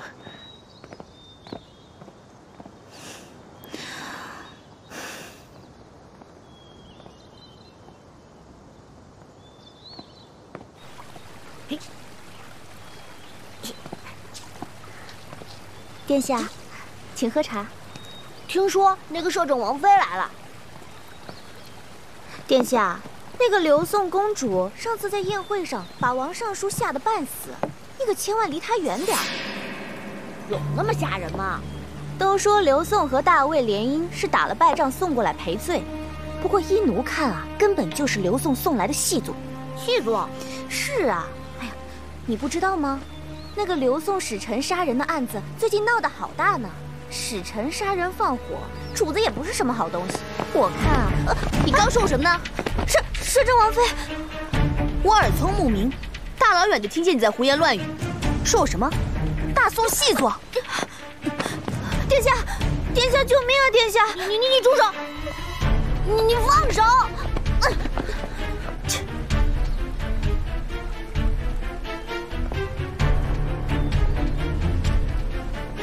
为了感谢你对我威名的宣扬，我今天给你换个新的发型。殿下，你敢！你这个刘宋公主！殿下，殿下！不要！救命啊！殿下，殿下救我！不要剪我的头发！不要！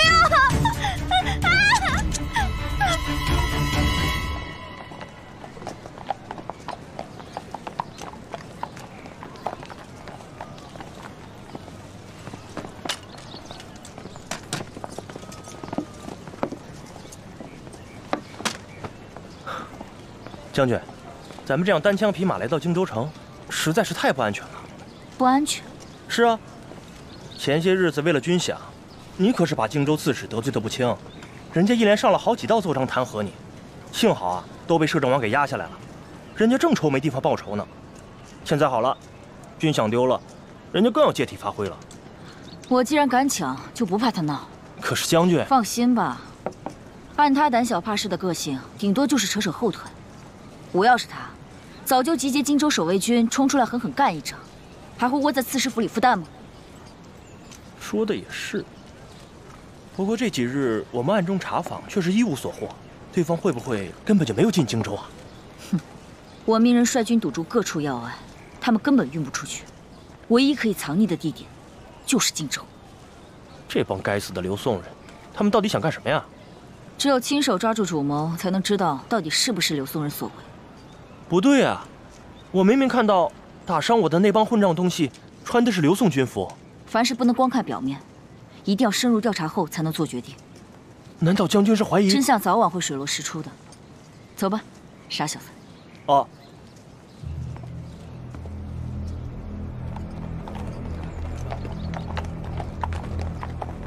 阁主，霍玄一直在城中走访，看来是不肯死心。那就让他继续查好了，我很期待他的表现。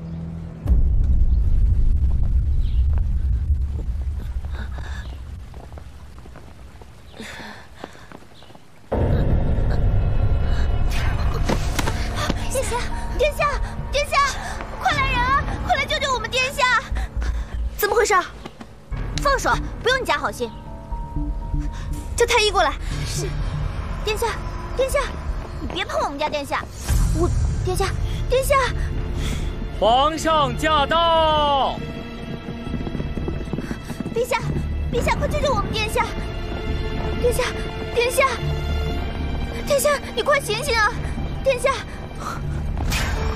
皇帝，皇帝，醒醒，醒醒啊！这到底怎么回事？陛下已经请太医了。太医，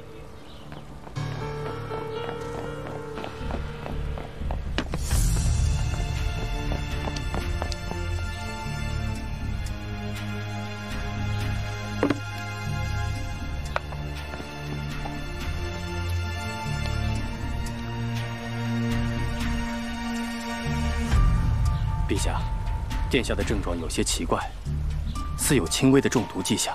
微臣已经给他服下了清心丸，不会有大碍了。中毒？说是中毒，倒更像是过敏。微臣曾经提醒过殿下，素有喘疾，体质敏感，一定要格外精心。你们是怎么照看的？皇兄，不怪别人，都是他害我的，关我什么事啊？陛下，八殿下向来身体弱，闻到浓重香料会严重过敏，因此殿内从不熏香，身边的人也从不配香。刚经过摄政王妃，奴就闻到一种奇怪的香气，心下虽然怀疑，却不敢往别处想。谁知他刚离开没多久，殿下就浑身发痒，呼吸困难。什么奇怪香气？我根本不知道你在说什么。那你身上古怪的香气是从哪儿来的？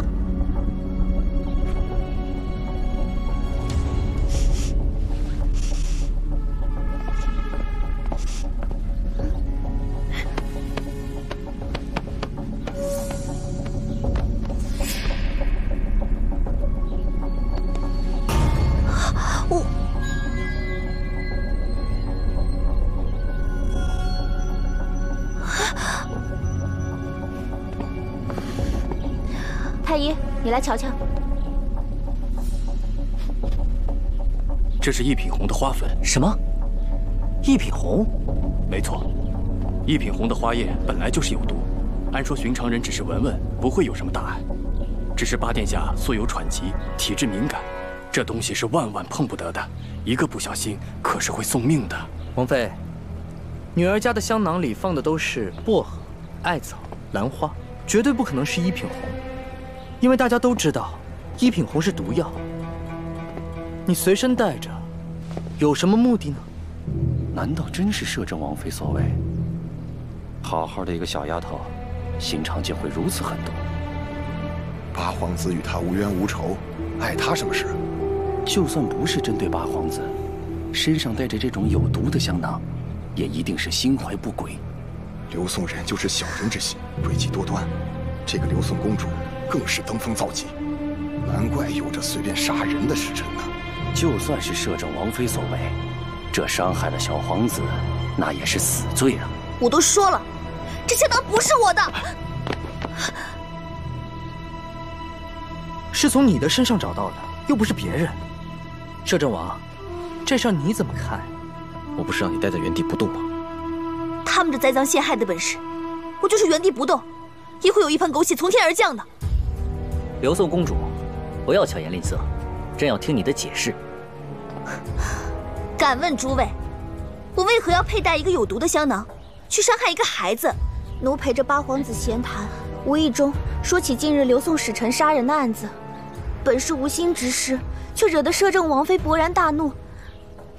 她竟剃了奴的头发，殿下为奴抱不平，不过是说了他2句，没想到他竟然下此毒手来报复。按你所言，我教训你是临时起意，我又不知道八皇子的体质，又怎么可能提前准备香囊呢？也许你准备毒香囊，根本就不是为了针对八殿下，只是被我们殿下碰巧撞到了而已。小小香囊藏有剧毒，若是放到茶水点心里，中毒者必定命丧9泉。谁知道你带着它入宫，究竟要祸害什么人？王妃，你既然来见陛下，为什么随身带着一品红呢？这是对陛下大不敬啊！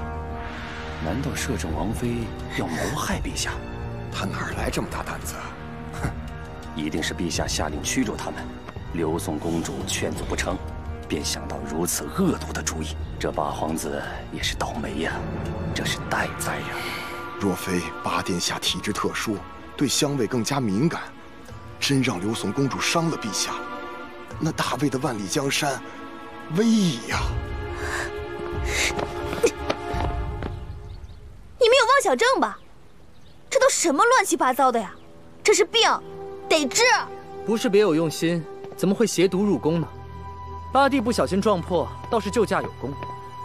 陛下，摄政王妃心怀不轨，屡屡伤人，所作所为实在可恨。您对刘宋一直心怀仁慈，没有赶尽杀绝，现在该下定决心了吧？够了，王妃，你说你是无辜的，请给大家一个合理的解释。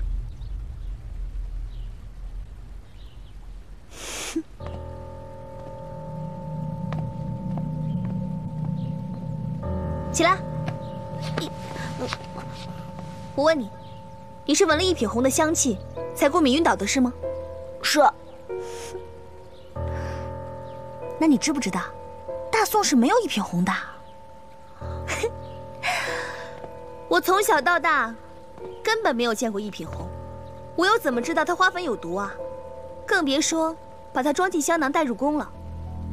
我的身边呢，除了清月这个小丫头以外，可全都是正经大魏人。难道你们大魏子民会告诉我如何用一品红害人吗？虽然我大宋女子是出了名的心灵手巧，但是我真的除了吃喝就是不懂刺绣。你们陷害我之前，怎么不打听一下？我是以草包公主闻名天下的。你倒实在。香囊也可能是他人制作。这害人的东西我找谁做啊？难道我要跟宫女说我要害你家陛下，给我缝个香囊？就算找人代做，那香囊这个材料和针线，总得有迹可循吧？你仔细查查不就知道了？这都是你的托词，你没有实在的证据，那就证明不了自己的清白。好，哼，听你们所言，这一品红的香气，闻一闻就中毒晕倒了。那要是亲手摘下来，再研磨成粉末的话，身上留的味道一定更重吧？更重要的是，我都说了，香囊是别人塞给我的，所以在那之前，应该一直在对方身上。来人，宣训狗尸。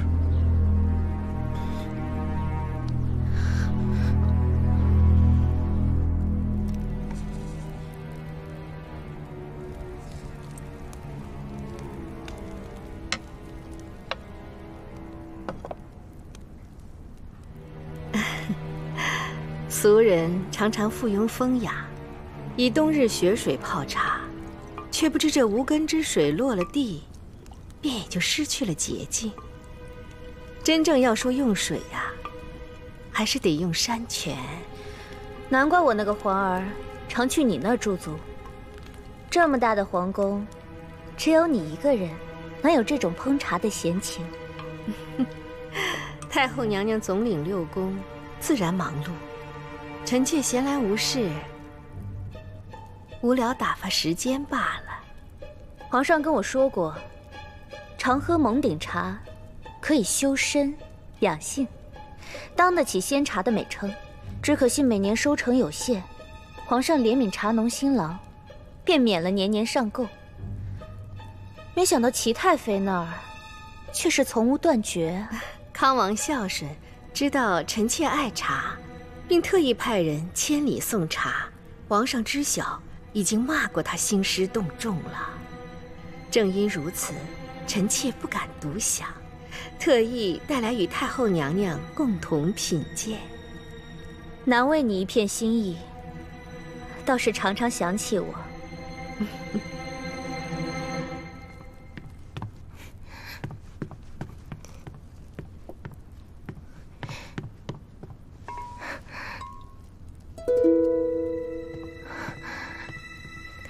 娘娘，太后，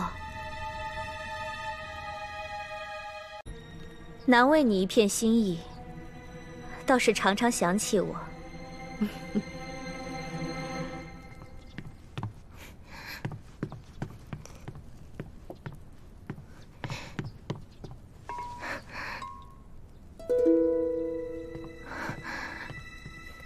娘娘，太后，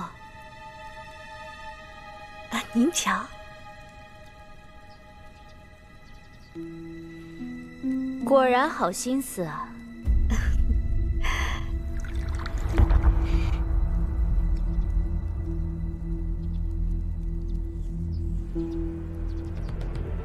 您先请。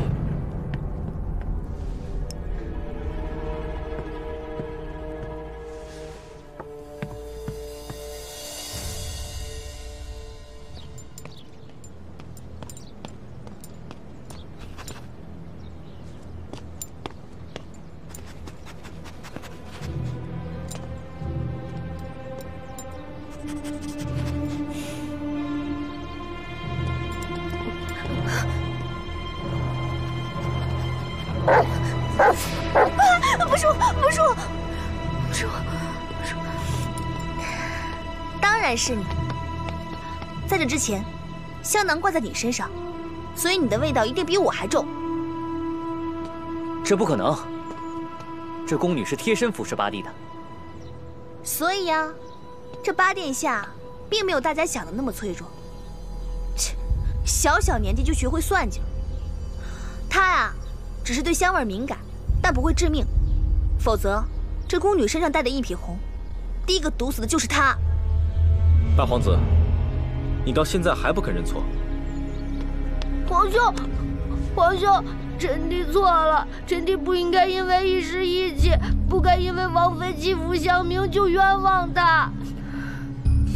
八弟，你这是？是我让人把一品红放进香囊里的，我也没有恶意，只是看见摄政王妃太跋扈，就想教训她，没想到事情闹成了这样。这恩怨顺序好像不太对吧？八殿下，我是一时兴起想教训香明，然后他就顺势把香囊塞我身上了。莫非是你俩一早就准备好的？看谁不爽就陷害一下？倒不如说，你就是特意穿着香囊在花园等着我呢。脑袋不好，就不要害人了。这要是传扬出去，那可有损大魏皇室声誉啊！陛下，皇宫虽大，可是养一品红的地方屈指可数。八殿下年纪虽小，心气儿可不小啊。他说是因为气摄政王妃欺负宫女，此话不能当实吧？当然不是，你们就是摆明了故意羞辱我，知道我会恼羞成怒，趁纠缠空档，故意把香囊塞进我怀里的。说，到底是怎么回事？说。皇上，臣弟知错了，臣弟错了，饶了臣弟吧。八弟，你傻呀？啊，你跟摄政王妃无仇无怨，怎么能设计陷害人家呢？啊，我看你是不是为了枉死的大卫子民出气啊？对，就是这样，皇兄。臣弟是因为看不惯刘宋人嚣张跋扈，无故杀害大卫子民，想教训一下，想教训一下摄政王妃。你撒谎！和珅根本不会喝酒，更不可能因为醉酒而杀人。摄政王妃，你为何会这么说？陛下，和珅有银屑病，早已戒酒，此事大宋人人皆知。一旦他沾酒的话，3个月之内必定浑身溃烂。可是如今，他入狱已经将近10日，病情却没有要爆发的迹象，这不就刚好证明他3个月之内滴酒未沾，又哪来的醉酒杀人一说？摄政王妃，此事事关重大，你要向陛下说明你说的话是不是真的。陛下，臣已命人检查过尸体，他的确有病，只不过控制得很好，直到死亡前也没有爆发的迹象。可当夜的大卫百姓都说他是因为醉酒而发的狂。一个从未沾过酒的人，怎么可能醉酒杀人呀？简直荒谬至极！陛下，我敢肯定，当天晚上，和珅一定受人所控，身不由己。近些时日，平城十分动荡，先是和珅醉酒杀人，再是摄政王妃被冤枉，这从中一定有人策划。臣相信，八皇子是一时义愤，受到别人的挑唆，才会犯下大错。幕后控制和珅醉酒杀人的真凶，就是想看到陛下和八皇子一样，义愤填膺，失去理性。对方唯一的目的，就是要挑拨大魏与刘宋之间的修好关系，达到自己的余利。所以，恳请陛下收回成命，不要中了别人的奸计。陛下，臣以为摄政王说的极是。照现在的情形看来，必定是有人从中调度挑拨，力图离间魏宋的关系。臣恳请陛下收回成命。请陛下收回成命。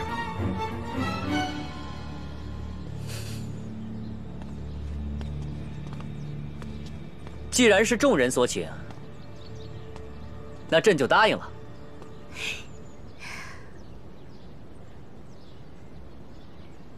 这就完了？摄政王妃，你还想干什么？陛下，他们2个呢？不惩罚吗？楚玉，你要适可而止。要适可而止的是他们。陛下，如果人犯错不惩罚的话，他们会犯第2次错。我这么逼着你惩罚他们，我在挽救他们的人生啊！好，宫女就按宫规处置。至于八弟，陛下，您那么英明，应该不会不知道王子与庶民同罪的道理吧？陛下，八弟还小，我们可以慢慢教导。朋友邻里间，深交者亦怨；兄弟如父子，挚爱者多谦。八皇子犯下如此大错，应该给个教训。皇兄，臣弟再也不敢了，饶了我吧！八皇子陷害摄政王妃，剥夺亲王封后，即日便出宫，逐到寺庙里去，让师傅们好好教导。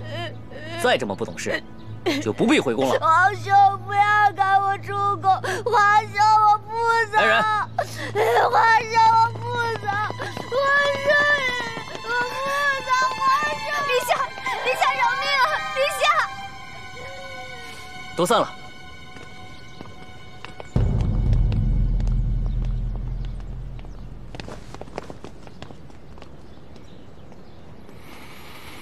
你这样大义凛然，真的是为了八皇子着想？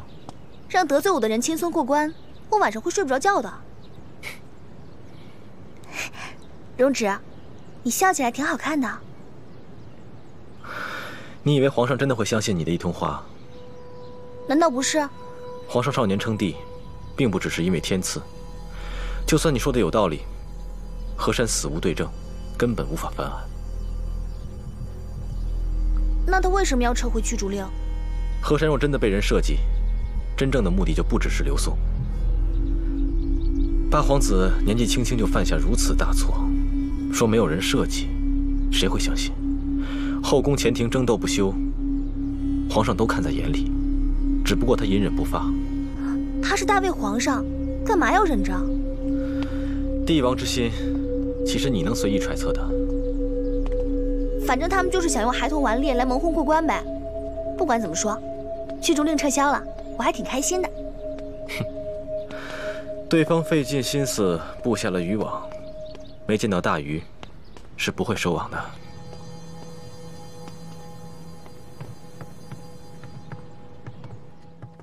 咱们都调查这么多天了，还是没有军饷的消息。小睡，再这么耗下去，军营都要乱了。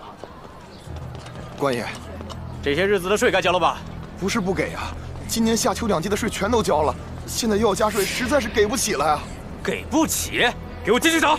哎别！哎官爷！哎别！官爷！给我打！哎官爷饶命啊！官爷！不交税是不是？不是小的知道，是小的。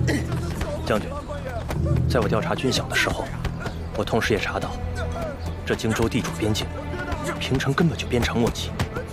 这荆州刺史简直就是个土皇帝，他早在5年前就私自加税，除了朝廷规定的税收，如今荆州什么商税、茶税、酒税，各种名目不计可数，真是苦了老百姓了。看来我上回要的太少了，人家家底厚着呢。还不止如此呢。还有什么？看什么看？交税！饶命啊！我没钱。没钱？没钱跟我们回府。带着我的孩子一起走吧，如果丢下他，他会活活饿死的。你当刺史府什么地方？让你当奴那是瞧得起你，别他娘的不知好歹。你这小孩那么小，让小孩去能干嘛呀？浪费粮食，带走。走！我求求你们，带着我的孩子吧！快点！丢下他会饿死的。别磨磨蹭蹭，将军，快点！荆州苛捐杂税多如牛毛，寻常百姓根本无力缴纳，要么逃亡，要么沦为庄客，要么卖身为奴。你要救，根本救不过来的。你去告诉那老匹夫，我要带兵入城，大肆搜查，立刻传令。将军。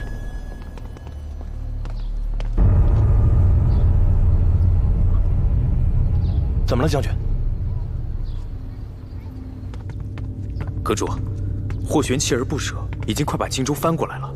再这样下去，军饷一定藏不住啊！霍玄上折子了？朝中并无动静，这点非常奇怪。霍玄明知道刘宋人会劫走军饷，为何隐忍不发呢？因为他根本不相信劫走军饷的是刘宋的人。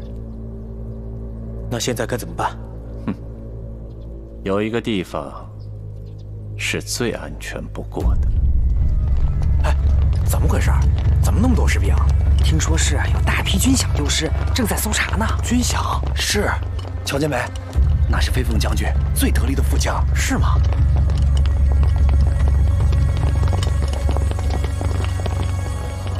给我把荆州翻一遍，任何角落都不要放过。是。你好大胆子，竟敢带兵入城！刺史大人如果有什么事，直接和霍将军说去吧。霍玄私自领兵入城，这是想造反吗？继续搜。好，我回来再收拾你们。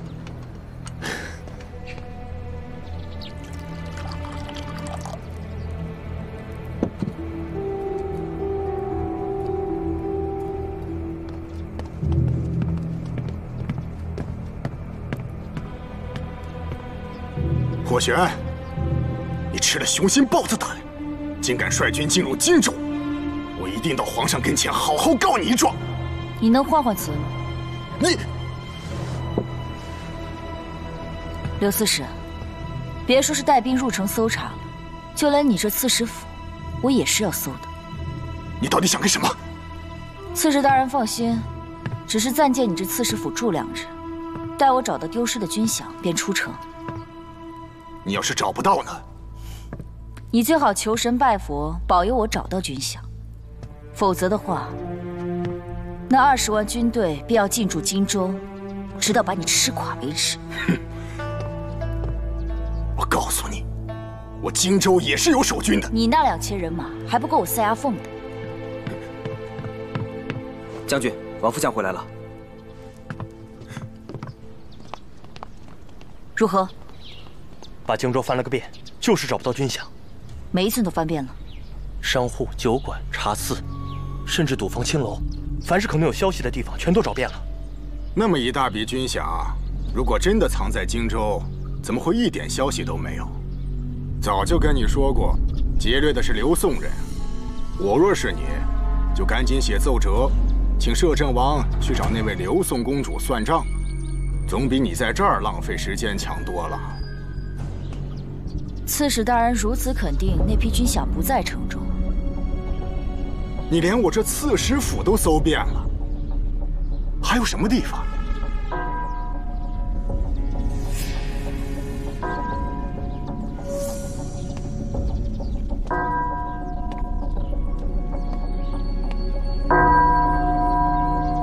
钟声从何处传来？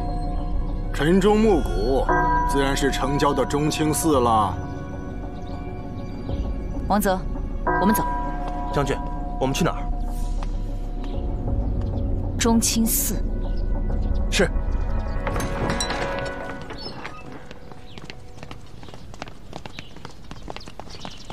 大人，就这样让他们去了？你当中清寺是什么地方？是你霍玄想搜就搜的吗？阁主，军饷藏在哪儿，真的安全吗？万一……人们都说飞凤将军胆大至极，我倒要看看他到底有多大胆子。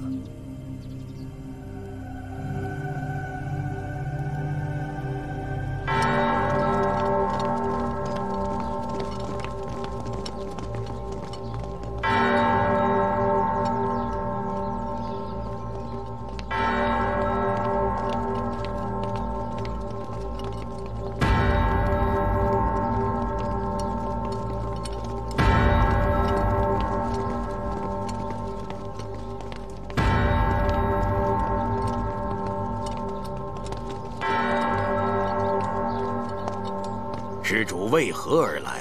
军饷。施主要求军饷，寺庙里怎么会有？老方丈，你别跟我耍花样。整个荆州我都搜遍了，唯一一个漏网之鱼，就是你这中清寺。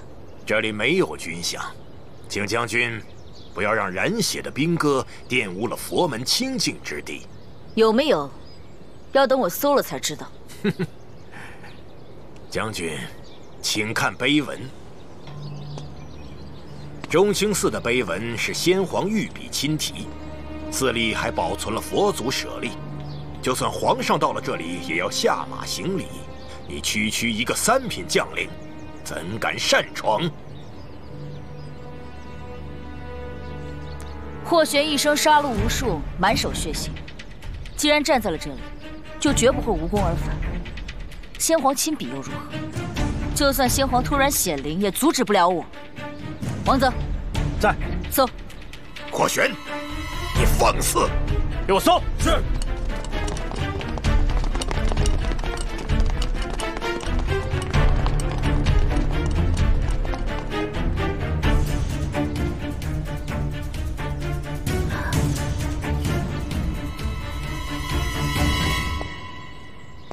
霍将军，不要白费力气了，什么也搜不到的。未知方丈法号？天赐。所谓万物皆由上天所赐，心如天明，心如天静。难道方丈心中就当真没有一丝挂念？心中无尘，自然寸丝不挂。方丈，你袈裟破了个大口子。哪里？好一个寸丝不挂！你这个糊涂人，竟敢对方丈这样无礼！说什么寸丝不挂？方丈，你虽然身在佛门之中，却还是心有挂念。将军，我刚才就发现。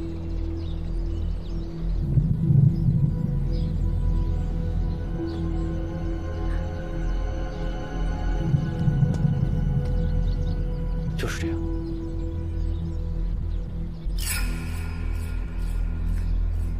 霍将军，老衲已经说了，你要找的军饷不在寺中，请回吧。果真不在吗？说了不在，就是不在。既然不在，你为何紧张手抖？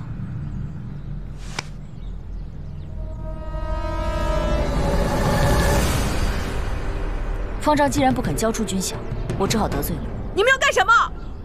来人，把全部僧人给我赶出大殿。你是。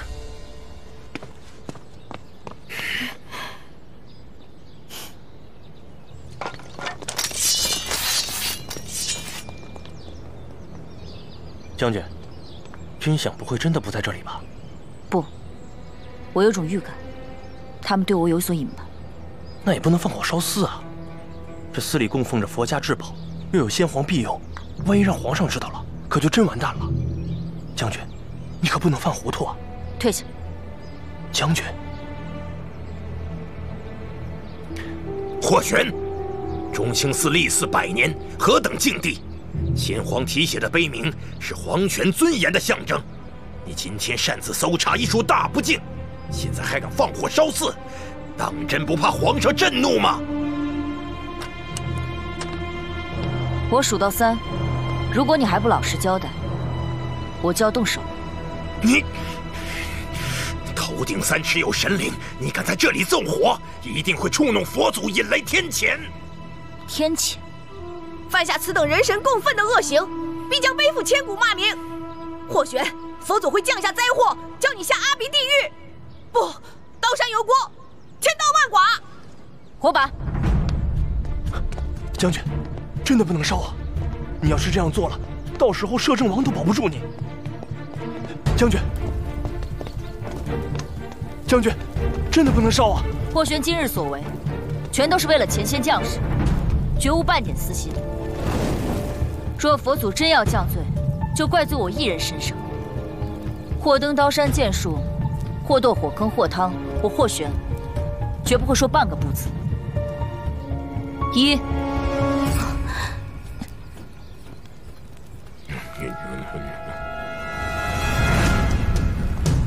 2、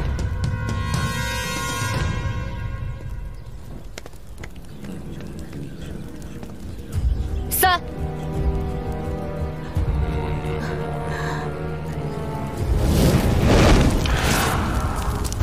不要烧！住口！师父，不能让中清寺毁在咱们的手里。霍将军，我带你去看。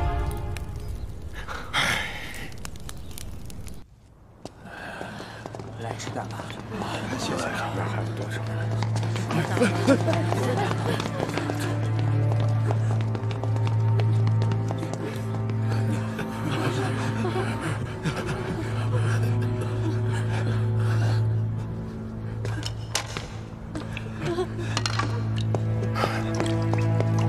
霍将军，这些粮食与你无关。今年是荒年，中清寺虽然香火不断，但养活一众僧人已是极限，哪来的粮食？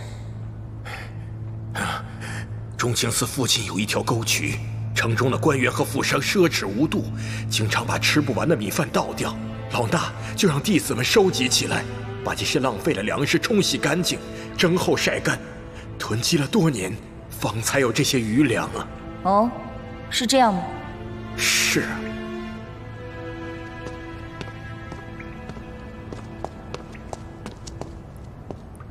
如果是陈年旧米，自然光泽暗淡，还有一种陈米味，米糠更成丝状。但瞧瞧这米粒，光泽透亮，还留有清香，轻轻一捻，没有米糠沾手，一看就是今年的新米。出家人不打诳语，你也想和霍玄一样下阿鼻地狱吗？我带你们去找，就在后山的洞穴里。你快带我去。嗯。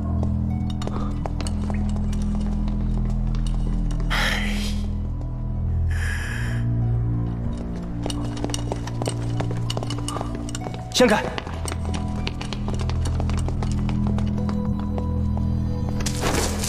王副将，是军饷。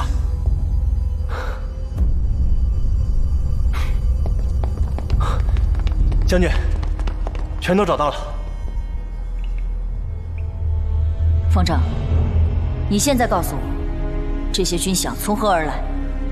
是一个无名施主所赠，我真不知道他是什么人。他们把军饷放下，便悄然离去了。你明明知道我在满城搜索，却还故作不知，该当何罪？事已至此，听凭处置吧。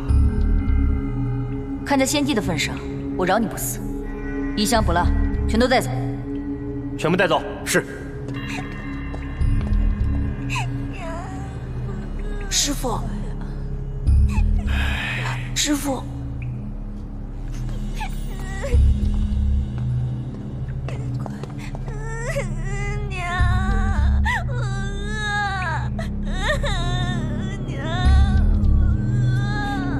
我们走。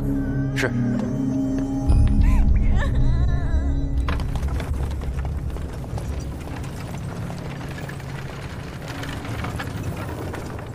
恭喜霍将军，得偿所愿了。这次寻回失落的军饷，也多亏了刺史大人的配合。既然如此，霍将军还不赶紧走？刘刺史，你看这月黑风高的，出城多不安全。我决定在你府上暂留一夜，刺史大人不会不欢迎吧？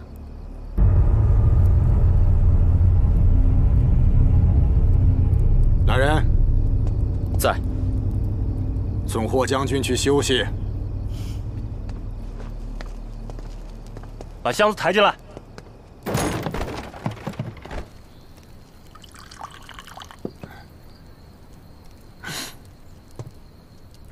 霍玄不敬神佛，不畏皇权，确实有些棘手，这就罢了。而且这个女人冷酷无情，眼睁睁看着那些百姓被饿死，也不愿意留下军饷。现在说这些还有什么用？我可是为了对付霍玄才答应与你合作的。你不是说霍玄绝对不敢闯入中清寺吗？现在他竟然把军饷全都带回来了。原本你可是答应过我，等霍玄一走，就把这批军饷送给我的。他是拿走了军饷，可是他带不回去。什么意思？你是说，不，霍玄不能杀？刘刺史，霍玄是被刘宋刺客所杀，跟你有什么关系？那他带来的士兵呢？哼，士兵不能进入刺史府，晚上只能在城外驻扎。刘刺史，你可是荆州的最高长官，只要把霍玄给杀了，上报拓跋宏拿到圣旨，还怕那些士兵不听你的吗？待明天一早，军饷就可以物归原主了。机不可失，时不再来。刘刺史，早日下定决心吧。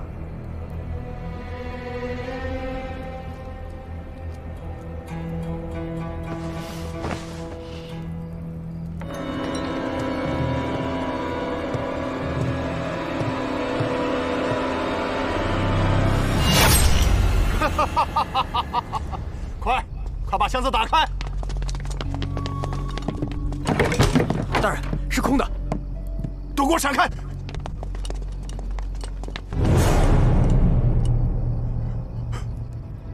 怎么会这样？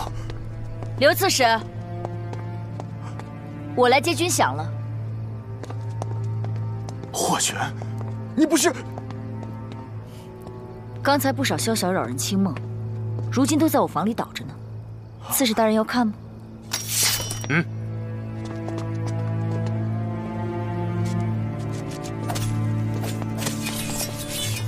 刘刺史，我的军饷呢？什么军饷？没有金银粮食，箱子都是空的。胡说八道！我明明已经追回了军饷，整个荆州百姓都看见了，箱子全部抬入你府里，如今军饷不翼而飞，哼，分明是你这狗贼私吞！血口喷人，拿下！来人！什么情况？刘刺史，我劝你老实点。整个刺史府都已经被包围了。怎么可能？城内的确只有100士兵，可就在你今夜要杀将军的时候，他们早就里应外合打开了城门，控制了你的城卫。全部拿下！跪下！跪下！跪下！老四，跪下！跪下！